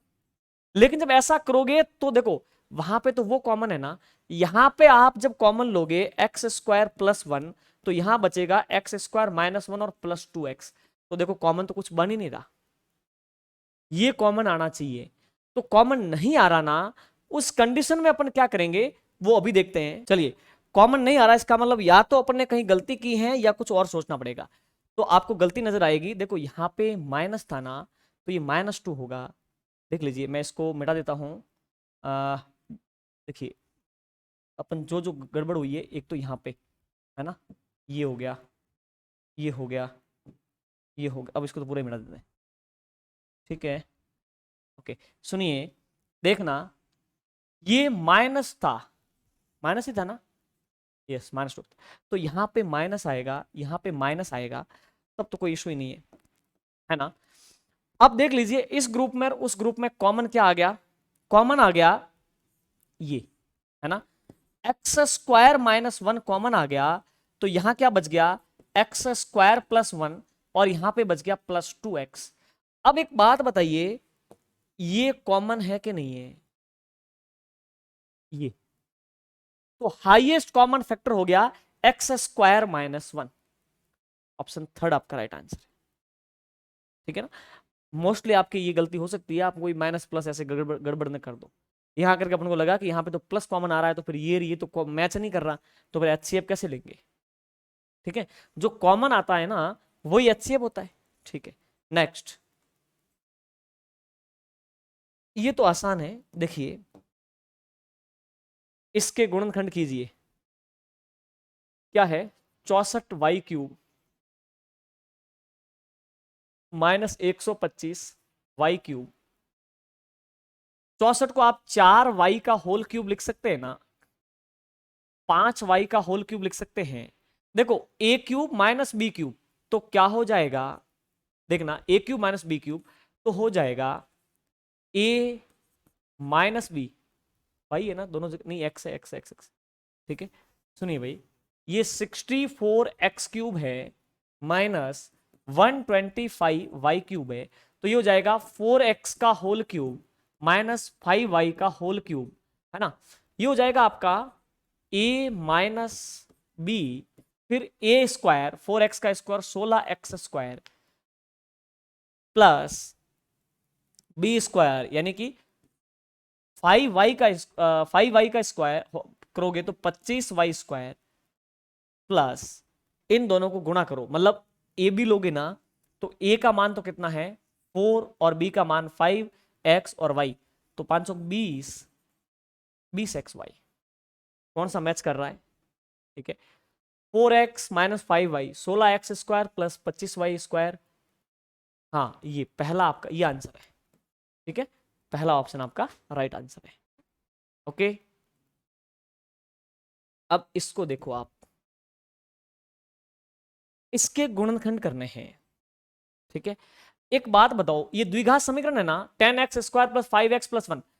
अब आप 5 के देखो द्विघात समीकरण के टुकड़े कैसे करते हैं, जो x का गुणांक होता है उसके ऐसे दो टुकड़े करते हैं कि जोड़े तो ये आवे, गुणा करे तो इनका इनका गुणनफल आवे, 10 एकम 10, तो 5 के ऐसे दो फैक्टर हो ही नहीं सकते कि उनका गुणा 10 आ सके। 5 के फैक्टर करोगे 3 और 2 तो गुणा तो क्या आएगा, 3 दूनी 6 आएगा, या फिर 4 और 1 गुणा तो क्या आएगा 4 आएगा, तो इस प्रकार से पॉसिबल ही नहीं है, ठीक है। तो इसके गुणनखंड संभव ही नहीं है। आपको गुणनखंड संभव नहीं, ऐसा हो सकता है, क्यों नहीं हो सकता बताओ मुझे। 12 के गुणनखंड हो सकते हैं, बिल्कुल, तो हो सकता है 4 × 3 12, चलो कोई बात नहीं। 17 के गुणनखंड हो सकते हैं, नहीं हो सकते। ऐसे हो सकता है एल्जेब्रिक कोई रूप हो उसका भी गुणनखंड नहीं हो, तो इसका गुणनखंड है ही नहीं। इसको देखो, इसके गुणनखंड करने हैं, आप एक काम करो, इसमें और इसमें कुछ सिमिलरिटी नजर आ रही है, अपन काम करते हैं भी, देखना कैसे।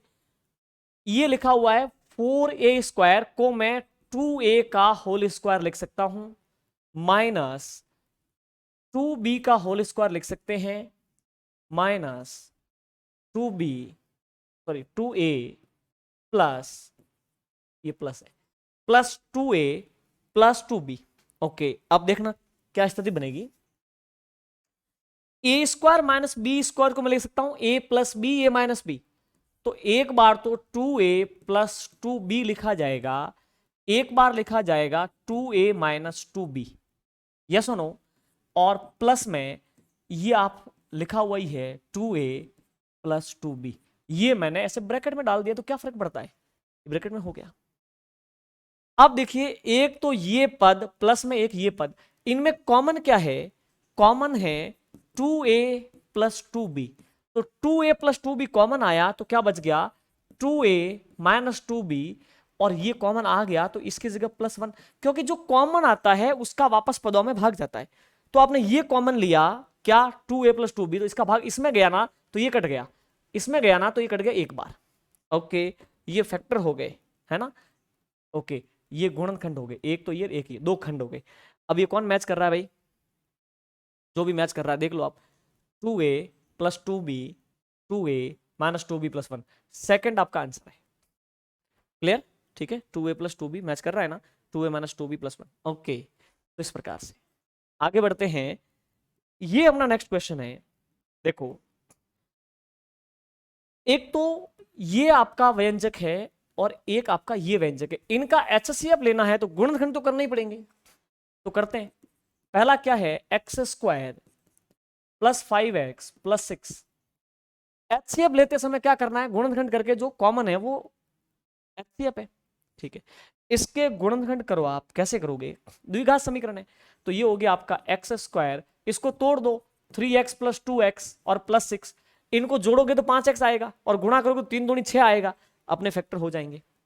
इन दोनों में से x कॉमन आ गया, x का भाग इसमें दिया तो x प्लस x का भाग इसमें दिया तो 3, इनमें से प्लस 2 कॉमन लिया, प्लस 2 का भाग इसमें दिया तो x प्लस 3।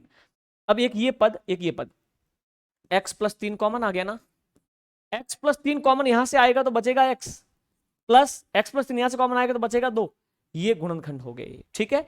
अब अपन दूसरे वाले के गुणनखंड करते हैं।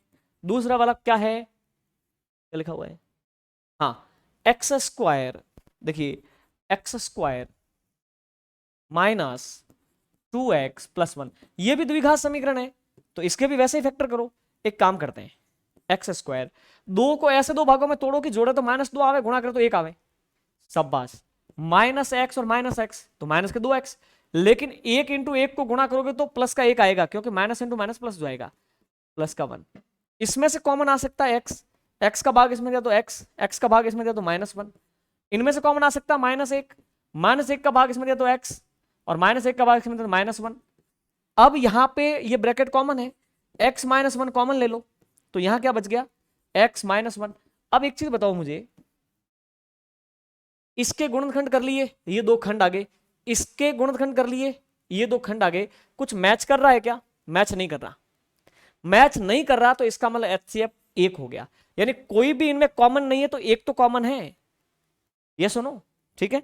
चलिए, इस प्रकार की बात है, तो बस एचसीएफ जब कुछ भी कॉमन नहीं हो तो एक तो कॉमन होता ही है। ओके, ये नेक्स्ट, इसको कैसे करोगे, इसके भी फैक्टर करने, क्या बोला, x square minus 4x plus 3 और x square minus 5x plus 6 के एलसीएम लेना है। एचसीएफ में तो क्या करते हैं, जो कॉमन है उसको लेना होता है सॉरी, और एलसीएम में क्या करते हैं, जितने भी रूप आपको गुणनखंडों के दिखते हैं वो सारे के सारे वो रूप लेने हैं, अभी मैं आपको बताऊंगा कैसे। देखो, x square minus 4x plus 3, इसके गुणनखंड करो, है ना, तो कर लो, x square minus 3x plus x, okay, आपको 4 लाना है, हाँ, तो -3x माइनस का x प्लस का 3, इनमें से कॉमन क्या आ जाएगा भाई, इन दोनों को जोड़ोगे तो -4 आएगा, -3 और -1 को गुणा करोगे तो प्लस का 3 आएगा, वही तो अपन को चाहिए। इन दोनों में से x कॉमन आ गया, x का भाग इसमें दिया तो x और माइनस का 3, इन दोनों में से -1 कॉमन ले लो, -1 का भाग इसमें दिया तो x, -1 का भाग इसमें दिया तो माइनस का 3। अब इन दोनों में x -3 कॉमन आ गया तो यहां क्या बच गया, x -1। ओके, तो पहले के तो गुणनखंड हो गए, अब दूसरे के करते हैं।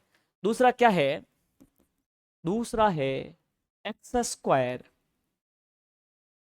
Minus 5x plus 6। अब इसके गुणनखंड करो आप, एक्स स्क्वायर -3x और -2x प्लस का 6, है ना, तो ये देखो 3 दूनी 6, minus into minus plus, okay, जब इनको इनको जोड़ोगे तो माइनस माइनस 3 और 2 माइनस के 5, ओके, इनमें से कॉमन आ गया x, x का भाग इसमें दिया तो x, x का भाग इसमें दिया तो माइनस का 3, इनमें से कॉमन आ गया -2 का भाग इसमें दिया तो x, -2 का भाग इसमें दिया तो -3। अब इनमें से कॉमन आ गया x -3, ये कॉमन आ गया ना, तो यहां क्या बच गया x, ये कॉमन आ गया तो बच गया -2। अब अपन को क्या लेना है, अपन को लेना है एलसीएम। एलसीएम का मतलब होता है कि वो अमाउंट जिसमें उसका भी भाग जावे, उसका भी भाग जावे। तो ऐसी कंडीशन में इसके जितने खंड है, इसके जितने खंड है, वैरायटी में सारे खंड लेने, वैरायटी में सारे खंड, प्रकार में सारे खंड लेने, जितने भी प्रकार के खंड है एक एक लेना है। x+1 यहां है लेकिन यहां नहीं है तो लेना है, सॉरी x-1, x-1 जी। ओके, अब x-2 यहां है लेकिन वहां नहीं है, x-2 भी लेना है, और x-3 यहां है तो उसको तो लेना ही है। तो अगर इसके गुणनखंड और इसके गुणनखंडों के प्रकार की बात करें, सब प्रकार की चीजें लेनी है, कॉमन है उसको एक बार लेना है। x-1 वैरायटी यहां है लेकिन यहां नहीं है तो भी लेनी है, x-2 यहां है लेकिन वहां नहीं है तो भी लेनी है, x-3 यहां दोनों में कॉमन है तो एक बार लेनी है, क्योंकि एलसीएम में संख्याओं का भाग जाता है। तो ये रूप आएगा तभी तो इसका भाग देने आएंगे, तो ये दोनों रूप मिल जाएंगे तो भाग चला जाएगा, और जब इसका भाग देने आएंगे तो ये रूप और ये रूप देखो मैच कर रहे हैं तो भाग चला जाएगा, तो दोनों का भाग गया। तो आपका इसमें से कौन सा मैच कर रहा है? x+1,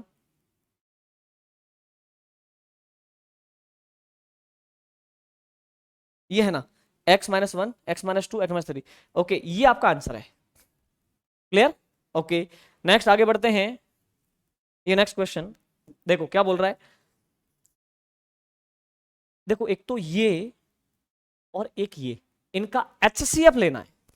चलो गुणनखंड करते हैं, जो कॉमन होगा वो HCF होगा। 20x² minus 9x+1। अब देखिए यहां पे 9 के ऐसे दो टुकड़े करने हैं कि जोड़े तो -9 आवे, गुणा करे तो 20 एकम 20 आना चाहिए। तो 20x² minus 5x minus 4x, 4 5 9 minus के, लेकिन गुणा करोगे तो माइनस माइनस प्लस, 4 5 20 +1। इसमें से कॉमन क्या लोगे? 5 कॉमन लिया, 5 का भाग इसमें दिया तो नहीं, 5 और x कॉमन ले लो, दोनों में x कॉमन है ना। 5x कॉमन लिया, 5x का भाग इसमें दिया तो 4x, 5x का भाग इसमें दिया तो -1, इसमें से कॉमन ले लो -1, -1 का भाग इसमें दिया तो माइनस माइनस कट गया, 4x रह गया, -1 का भाग इसमें दिया तो प्लस में माइनस का भाग दोगे तो -1, 4x -1, 4x -1 कॉमन है, तो 4x -1 को कॉमन लिया, यहां बच गया 5x और माइनस का 1, ये गुणनखंड हो गए। अब सेकंड वाले के करते हैं। सेकंड वाला क्या है? सेकंड वाला है 5x² माइनस 6x+1। ओके, इसके फैक्टर करो तो क्या होगा? देखो 5x² माइनस 5x -1, 6 के ऐसे तो टुकड़े करने की जोड़े तो -6 आवे, गुणा करे तो 5 एकम 5 आना चाहिए। तो इनको देखो जोड़ेंगे तो -6 आ गया ना, -5 और -1 -6, लेकिन गुणा करेंगे तो माइनस माइनस प्लस, 5 एकम 5 आ गया। ओके, यही हम चाहते थे, x और ये 1।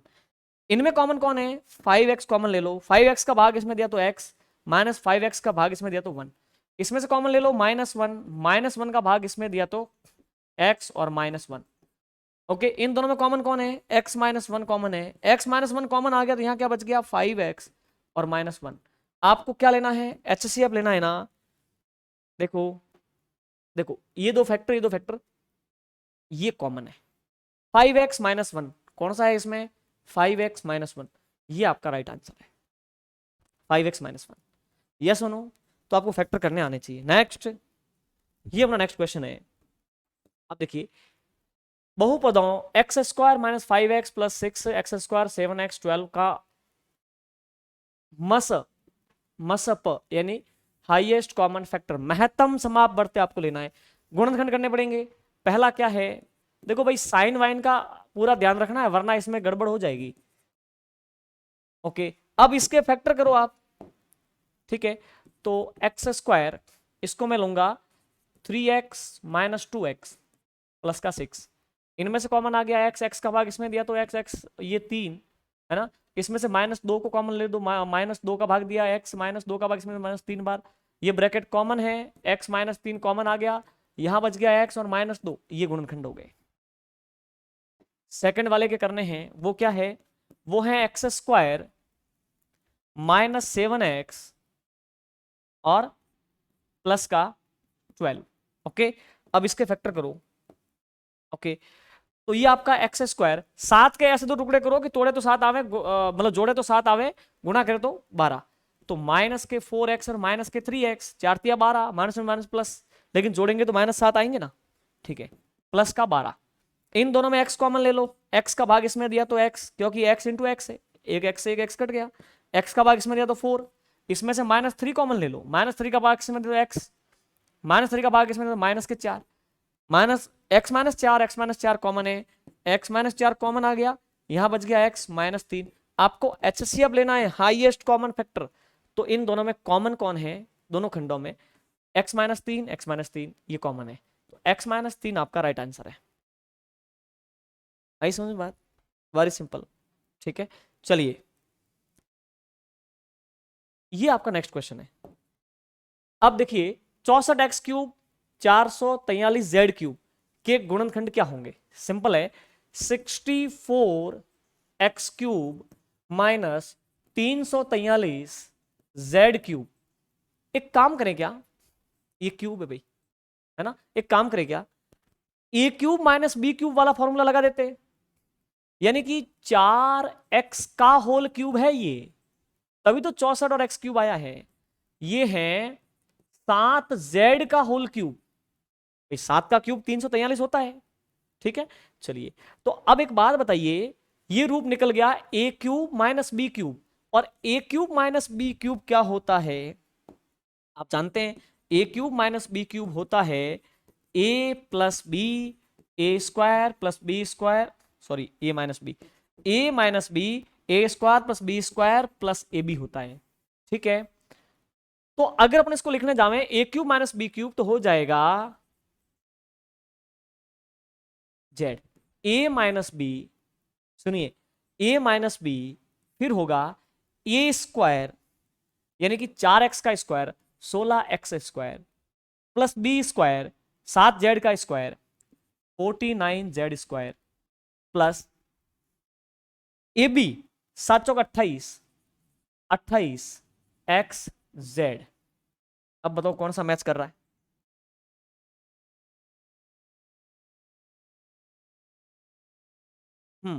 देखो 4x minus 7z 16x square 49z square, ये आपका सेकंड आंसर है। ठीक है, बाकी सब जगह तो माइनस वगैरह, ये सेकंड आपका राइट आंसर है। ठीक है, उसने क्या किया, ये पहले लिख दिया वो बाद में लिख दिया, एक ही तो बात है। ओके, चलिए नेक्स्ट क्वेश्चन, ये नेक्स्ट क्वेश्चन है। अरे देखो तो सही है, कितना मजेदार है। यदि x की पावर 100 प्लस x की पावर 99 प्लस k पूर्णतया x प्लस 1 से विभक्त है, तो k का मान क्या होगा। समझना, कहने का मतलब यह है कि इसमें इसका भाग जाता है, तो एक बात बताइए, इसमें अगर इसका भाग जाता है तो ये गुणनखंड है उसका, और गुणनखंड है तो हमेशा गुणनखंड को 0 मानोगे तो वो पूरा पद 0 हो जाएगा। आप कहोगे कैसे, जैसे मैंने लिख दिया 24 बराबर 3 बराबर 2 इंटू 3 इंटू 4, ये हो गया ना, 4 12 2 24, ये सब फैक्टर है इसके। अब मैं ये कह दूं कि 2 का भाग 24 में पूरी तरह जाता है, और अगर मैं 2 का वैल्यू 0 कर दूं तो ये पूरा 0 हो गया, तो 24 भी 0 हो गया, हाँ या ना। तो इस कंडीशन में हमेशा ध्यान दो कि जब भी फैक्टर, किसी भी बहुपद का फैक्टर अगर आप 0 करोगे तो पूरा बहुपद 0 हो जाएगा। तो अपन को इसमें k का मान लाना है। ठीक है, x प्लस 1 इसका गुणनखंड है, तो अगर ये 0 हुआ तो वो भी 0 होगा, तो अपन लिखेंगे यदि x plus 1 is equal to 0 तो x का मान क्या है, -1। ओके, और अगर x प्लस 1 0 हुआ तो वो पूरा फैक्टर 0 होगा, लिखेंगे तो x की पावर 100 प्लस x की पावर 99 प्लस k, ये सब मिलाकर के 0 हो जाएंगे, और x प्लस 1 0 हुआ तो ये पूरा एक्सप्रेशन 0 होगा, तब x प्लस 1 0 होने पर x का मान -1 होगा, तो x से जगह -1 रखेंगे तो इसका वैल्यू 0 आना चाहिए। x की जगह -1 रखूं और -1 की पावर 0 प्लस x की जगह -1 रखूं और -1 की पावर 99 और प्लस k बराबर 0। अब इसको समझो, एक 100 बार गुणा होगा माइनस का एक, देखो -1 इंटू -1 इंटू -1 इंटू -1 इंटू -1, और करते करते करते ये 100 बार गुणा होगा। कितनी बार गुणा होगा? 100 बार। Minus into minus plus, minus into minus plus, minus into minus plus, 100 बार गुणा होगा तो माइनस इंटू माइनस प्लस, तो 50 माइनस इधर 50 माइनस उधर, माइनस माइनस गुणा होंगे तो प्लस हो जाएंगे। तो कहने का मतलब -100 की पावर 100 करोगे तो ये प्लस का एक निकल कर आएगा, लेकिन -1 की पावर 99 करोगे ना, -1 इंटू -1, -1 इंटू -1, तब इसका रिजल्ट -1 निकल के आएगा। क्या निकल के आएगा? -1 और प्लस के बराबर 0। ये तो कैंसिल हो गया ना, इसका मतलब के का मान क्या हो गया? 0 हो गया। आई समझ में बात? ये -1 +1 नष्ट, तो के का मान 0, तो के का मान क्या हो जाएगा? 0। देखो मैथ कितनी मजेदार इंटरेस्टिंग है कि नहीं है? ठीक है, चलिए नेक्स्ट। नेक्स्ट वो बोल रहा है, देखो ये बहुत मजेदार क्वेश्चन है, x² -4x -1 = 0 के लिए x एक वास्तविक संख्या है तो x² + 1/x² का मान क्या होगा? देखो क्या लिखा हुआ है कि x² -4x -1 = 0। अब ऐसा है तो इसका मान क्या होगा? एक काम करें, इसके साथ में ऐसा कुछ ऑपरेशन करें कि ये रूप निकल के आवे। तो अपन क्या करते हैं, अपन ने कहा कि समीकरण में x का भाग देने पर, आप कहोगे ये क्या कर रहे हो? अच्छा, आप एक चीज तो जानते हो ना, समीकरण का मतलब बराबर बीच में, तो इधर जो करते हो वही इधर करते हो तो समीकरण में कोई फर्क नहीं पड़ेगा। मैंने क्या किया कि समीकरण में x का भाग दिया, लेफ्ट साइड को भी x का भाग दिया, राइट साइड को भी x का भाग दिया, तब ये रूप निकल के आएगा। कहां से निकल के आएगा? तो अभी आप देखोगे। मैंने क्या किया, x² में x का भाग दिया, -4x में x का भाग दिया, -1 में x का भाग दिया, और 0 में x का भाग दिया। सब में x का भाग दोगे मतलब इस वाले पूरे में x का भाग दिया, इधर भी x का भाग दिया, समीकरण में कोई फर्क नहीं पड़ा। लेकिन अपन जो चाहते हैं वो रूप निकल के आया। कैसे आया? इससे ये स्क्वायर कट गया, ऊपर x इंटू एक्स बटे में एक x, इससे ये कट गया, और ये तो वैसे ही 0 हो गया। अब देखो यहां पे क्या है? x, यहां पे -4, यहां पे -1/x बराबर 0। -4 को उधर लेके जाऊंगा तो प्लस का 4, और यहां पे कौन है? x -1/x, x -1/x बराबर 4। आप कहोगे सर आप तो कह रहे थे ना कि ऐसा रूप निकलेगा। अब x -1/x = 4, आप इसका दोनों तरफ वर्ग कर दो, दोनों तरफ वर्ग करने पर, दोनों तरफ वर्ग करोगे तो ये क्या हो जाएगा? देखिए ये हो जाएगा x -1/x का वर्ग, और उधर हो जाएगा 4 का वर्ग, तो a - b का वर्ग तो हो जाएगा a² + b² -2 into a into b। a की जगह x और b की जगह 1/x बराबर 4 का स्क्वायर 16। x से x कैंसिल हुआ, क्या निकल के आया? x² + 1/x², ये है -2, -2 को इधर ट्रांसफर करो तो प्लस का 2, 16 और +2 18। ये आपका आंसर आ गया। भाई देखो ऐसे सोचना तो पड़ेगा ही, तभी तो अपनी नौकरी लगेगी। नौकरी यानी कि पूरा जीवन आपका सिक्योर है, इतना त्याग तो करना पड़ेगा, इतनी मेहनत तो करनी पड़ेगी। चलिए अब नेक्स्ट लेके चलता हूं। व्यंजक ये का गुणज है, इसके फैक्टर करो। 4√3x² + 5x -2√3। ये बहुत अच्छा है, देखना यहां पे अपन बहुत तसल्ली से समझना। यहां पे एक काम करो,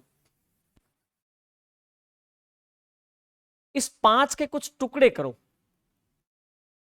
और ऐसे टुकड़े करो कि जोड़े तो आवे 5 और गुणा करे तो क्या आना चाहिए, इन दोनों का गुणनफल। तो यानी कि 4√3 इंटू 2√3, तो 4 दूनी 8, है ना, 4 दूनी 8 इंटू √3 3, 8 या 24 आना चाहिए। अब मुझे बताओ 5 के ऐसे क्या टुकड़े हो सकते हैं कि गुणा करें तो 24 आवे? हो सकते हैं 8 और 3, 8 पॉजिटिव 3 नेगेटिव, तो 8 या 24, इनको जोड़ेंगे तो 5 ही आएगा, 8 या 24, और 24 माइनस का आएगा, अपन को माइनस ही चाहिए क्योंकि ये माइनस का इंटू ये प्लस का गुणा करेंगे तो माइनस का 24 चाहिए। शाबाश। तो यहां पे देखिए 4√3 x² plus 8x minus 3x minus 2√3, इसमें से ये जाएगा तो 5x तो बचेगा पॉजिटिव और अपने काम हो जाएगा। इसकी वजह से देखना इस ग्रुप के अंदर मैं 4x कॉमन ले लूं, 4x का भाग इसमें दिया, 4 कट गया, 1x कट गया, तो √3x बच गया, ठीक है, प्लस इसका भाग इसमें दिया तो इसका भाग इसमें 2 बार गया, इसमें से माइनस √3 कॉमन ले लो, √3 का भाग इसमें दिया 3 है ना, 3 को लिखा जा सकता है √3 इंटू √3, है ना। तो एक बात बताइए यहां पे है √3 इंटू √3, एक √3 से एक √3 कट गया, √3 बच गया, माइनस से माइनस तो कट गया, ओके, और x तो बचना ही है क्योंकि यहां पे x है ही नहीं, कटेगा कैसे, इसका भाग इसमें दिया तो माइनस माइनस कैंसिल हो गया, √3 कैंसिल हो गया, प्लस का 2। अब ये ब्रैकेट सेम टू सेम है ना, ब्रैकेट सेम टू सेम नहीं आवे तो कॉमन कैसे लेंगे, इसलिए सेम टू सेम लाना जरूरी है। √3x प्लस 2 कॉमन आया तो यहां क्या बच गया 4x और माइनस √3। क्या बोला है कि इनमें से फैक्टर देखना है ना, तो 4x इसमें से कौन सा कॉमन हो रहा है, मतलब मैच कर रहा है, 4x माइनस √3, ये आपका आंसर है, 4x माइनस √3। आई समझ में बात, ठीक है, ऐसे दिमाग आपको लगाना ही पड़ेगा। नेक्स्ट क्वेश्चन, ओरे गजब, अब इस पे आप दिमाग लगाओ, देखना यदि x इज इक्वल टू ये हो तो इस मतलब इसका मान क्या होगा, x बराबर ये तो इसका मान क्या होगा। एक काम करें, x बराबर √a घनमूल है ab √a घनमूल है ab, और ये अनंत तक जा रहा है, देखो तो सही आप, ये अनंत तक जा रहा है। एक काम करें, इसका वैल्यू लाना है, समझना कैसे आएगा और बहुत ढंग से समझना कि आंसर क्या रहेगा। मैं काम करता हूं, एक चीज देखो आप, a घनमूल ए बी, ए घनमूल ए बी, ए घनमूल ए बी, ए घनमूल ए बी, ए घनमूल ए बी चल रहा है, एक श्रृंखला है। अपन दोनों तरफ क्या करें, वर्ग करें, दोनों तरफ वर्ग करने पर, अब दोनों तरफ वर्ग करोगे तो ये तो हो जाएगा x का स्क्वायर, और इधर वर्ग करने पर सबसे ऊपर का रूट है जो सबको ढके हुए हैं वो रूट हट जाएगा, एक खुला हो जाएगा और फिर रह जाएगा घनमूल ए बी √a घनमूल ए बी और अनंत, अनंत तक जाएगा ना। ओके, अब यहां पे देखो अभी भी कुछ कंफर्म नहीं हो रहा, क्या करें। श्रृंखला का रिपीटेशन देखें तो ए घनमूल ए बी, ए घनमूल ए बी, ये रिपीट हो रहा है, तो कहने का मतलब है कि पूरा एक खंड अभी रूट से मुक्त नहीं हुआ, मतलब मूल से मुक्त नहीं हुआ। अब अगर ये घनमूल हट जाए ना तो आगे की श्रृंखला सेम बच जाएगी। तो अब क्या करने पड़ेगा, घनमूल हटाने के लिए दोनों तरफ घन करने पर, दोनों तरफ घन करने पर, अब दोनों तरफ घन करेंगे तो इधर घन करोगे यानी इसका क्यूब करोगे ना, तो x की पावर 3 दूनी 6 हो जाएगी, और a गुणा ये सब है ना, तो ए का घन हो जाएगा और ये घनमूल हट जाएगा, ए भी खुला हो जाएगा और आगे तो फिर ए, ये तो बचेगा घनमूल ए बी, और ये अनंत तक व्यवस्था जा ही रही है। आप कहोगे अब क्या ये रूट हटाने के लिए वापस स्क्वायर करेंगे, फिर ये घनमूल हटाने के लिए वापस घन करेंगे दोनों साइड? अब करने की आवश्यकता नहीं। कारण क्या है, देखो x को इस पूरी व्यवस्था के इक्वल माना था ना, इस व्यवस्था का नाम है x। अब मुझे बताओ a घनमूल ए बी, a घनमूल ए बी, a घनमूल ए बी चलता ही जाएगा ना। तो ये पूरी व्यवस्था इससे मैच कर रही है कि नहीं कर रही है? देखो अंडर रूट ए घनमूल a b, under root a घनमूल ए बी, मैं इस पूरी व्यवस्था को x लिख सकता हूं। x, इस पूरी व्यवस्था को क्या लिख दिया? x इंटू, देखो a इंटू ए बी, ए का क्यूब है ना, a 3 बार गुणा है, एक बार और गुणा है, तो a 4 बार गुणा है, और साथ में कौन है? b, गुणा में कौन है? ये पूरी व्यवस्था x, और यहां पे x की पावर 6 है। अब इस पे ध्यान देना, यहां पे x into x into x into x 6 बार है, ये x एक बार है, एक x कट गया, x की पावर 5 बराबर a की पावर 4 b, x से तो एक x कट गया, 5x बच गए यहां पे, क्योंकि ये सब गुणा में है। ठीक है, अब एक चीज देखो, आप अपन को x का वैल्यू लाना है, तो दोनों तरफ 5 से मूल करना है, तो या पंचमूल करना है ये मानो, तो पंचमूल करेंगे तो x की पावर 5 का पंचमूल तो x निकल जाएगा, और ये सारे के सारे पंचमूल के तले दब जाएंगे। आई समझ में बात? अपन को इसका मान लाना है, इसका मान यानी x का मान लाना है, तो x का मान लाने के लिए इधर पंचमूल करना पड़ेगा, तो पंचमूल करेंगे तब ये पावर 5 हट जाएगी, x बच जाएगा, और इधर पंचमूल लग जाएगा, ये पंचमूल के तले दब जाएंगे, तो x का मान ये है, देखिए आप, x का मान ये है और x का मान ये है, इसका मतलब इस व्यवस्था का मान ये रहा, इस व्यवस्था का मान ये रहा। ये आपका ऑप्शन कौन सा? डी मैच कर रहा है ना? ठीक है, 5वां रूट एक, हाँ बिल्कुल, ऑप्शन डी आपका राइट आंसर है। एडवांस मैथ है तो बहुत इंटरेस्टिंग, बस पूरे कंसंट्रेशन के साथ, पूरे मनोयोग के साथ इसको समझने की आवश्यकता है, तसल्ली से चलने की आवश्यकता है। आगे लेके चलता हूं मैं आपको, इसको देखो,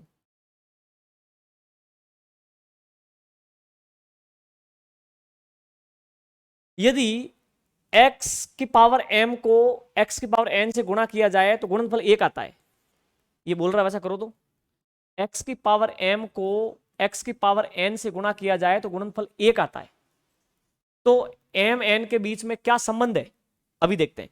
एक बात बताओ, आधार समान है तो घाते जुड़ जाएंगे ना, x की पावर m प्लस n हो जाएगी बराबर 1। आपको क्यों जुड़ जाती है? कारण ये है 2 की पावर 3 इंटू 2 की पावर 5 मान लो, तो एक बात बताओ 2 की पावर 8 नहीं होगा क्या? क्यों? क्योंकि 2 3 बार गुणा होगा, 2 1 2 3 4 और 5 बार गुणा होगा, 2 2 2 2 2 2 2 5 और 3 8 बार हुआ ना, पावर को जोड़ दो, 2 की पावर 8, आधार समान हो घाते जुड़ जाती है। यहां पे देखो पावर का वैल्यू लाना है, इधर भी आधार समान हो तभी मामला बैठेगा, इधर आधार x है उधर भी x होना चाहिए, तो x की पावर m प्लस n है ना, उधर उधर x की पावर 0 कर दो ना, क्योंकि x की पावर 0 का वैल्यू 1, x की पावर 0 हमेशा एक वैल्यू होता है, किसी की भी पावर, जैसे 15 की पावर 0 इसका वैल्यू 1 होगा। ठीक है, चलिए अब यहां पे आधार समान है ना, आधार समान तो घाते समान, तो घाते समान, तो आपका m प्लस n पावर 0 के बराबर होगा, तो m बराबर क्या हो जाएगा? n उधर भेज दो, माइनस n, यस और नो, तो m is equal to minus n, option D, m is equal to minus n। आया समझ में? ठीक है, तो कितना इंटरेस्टिंग है इस प्रकार से।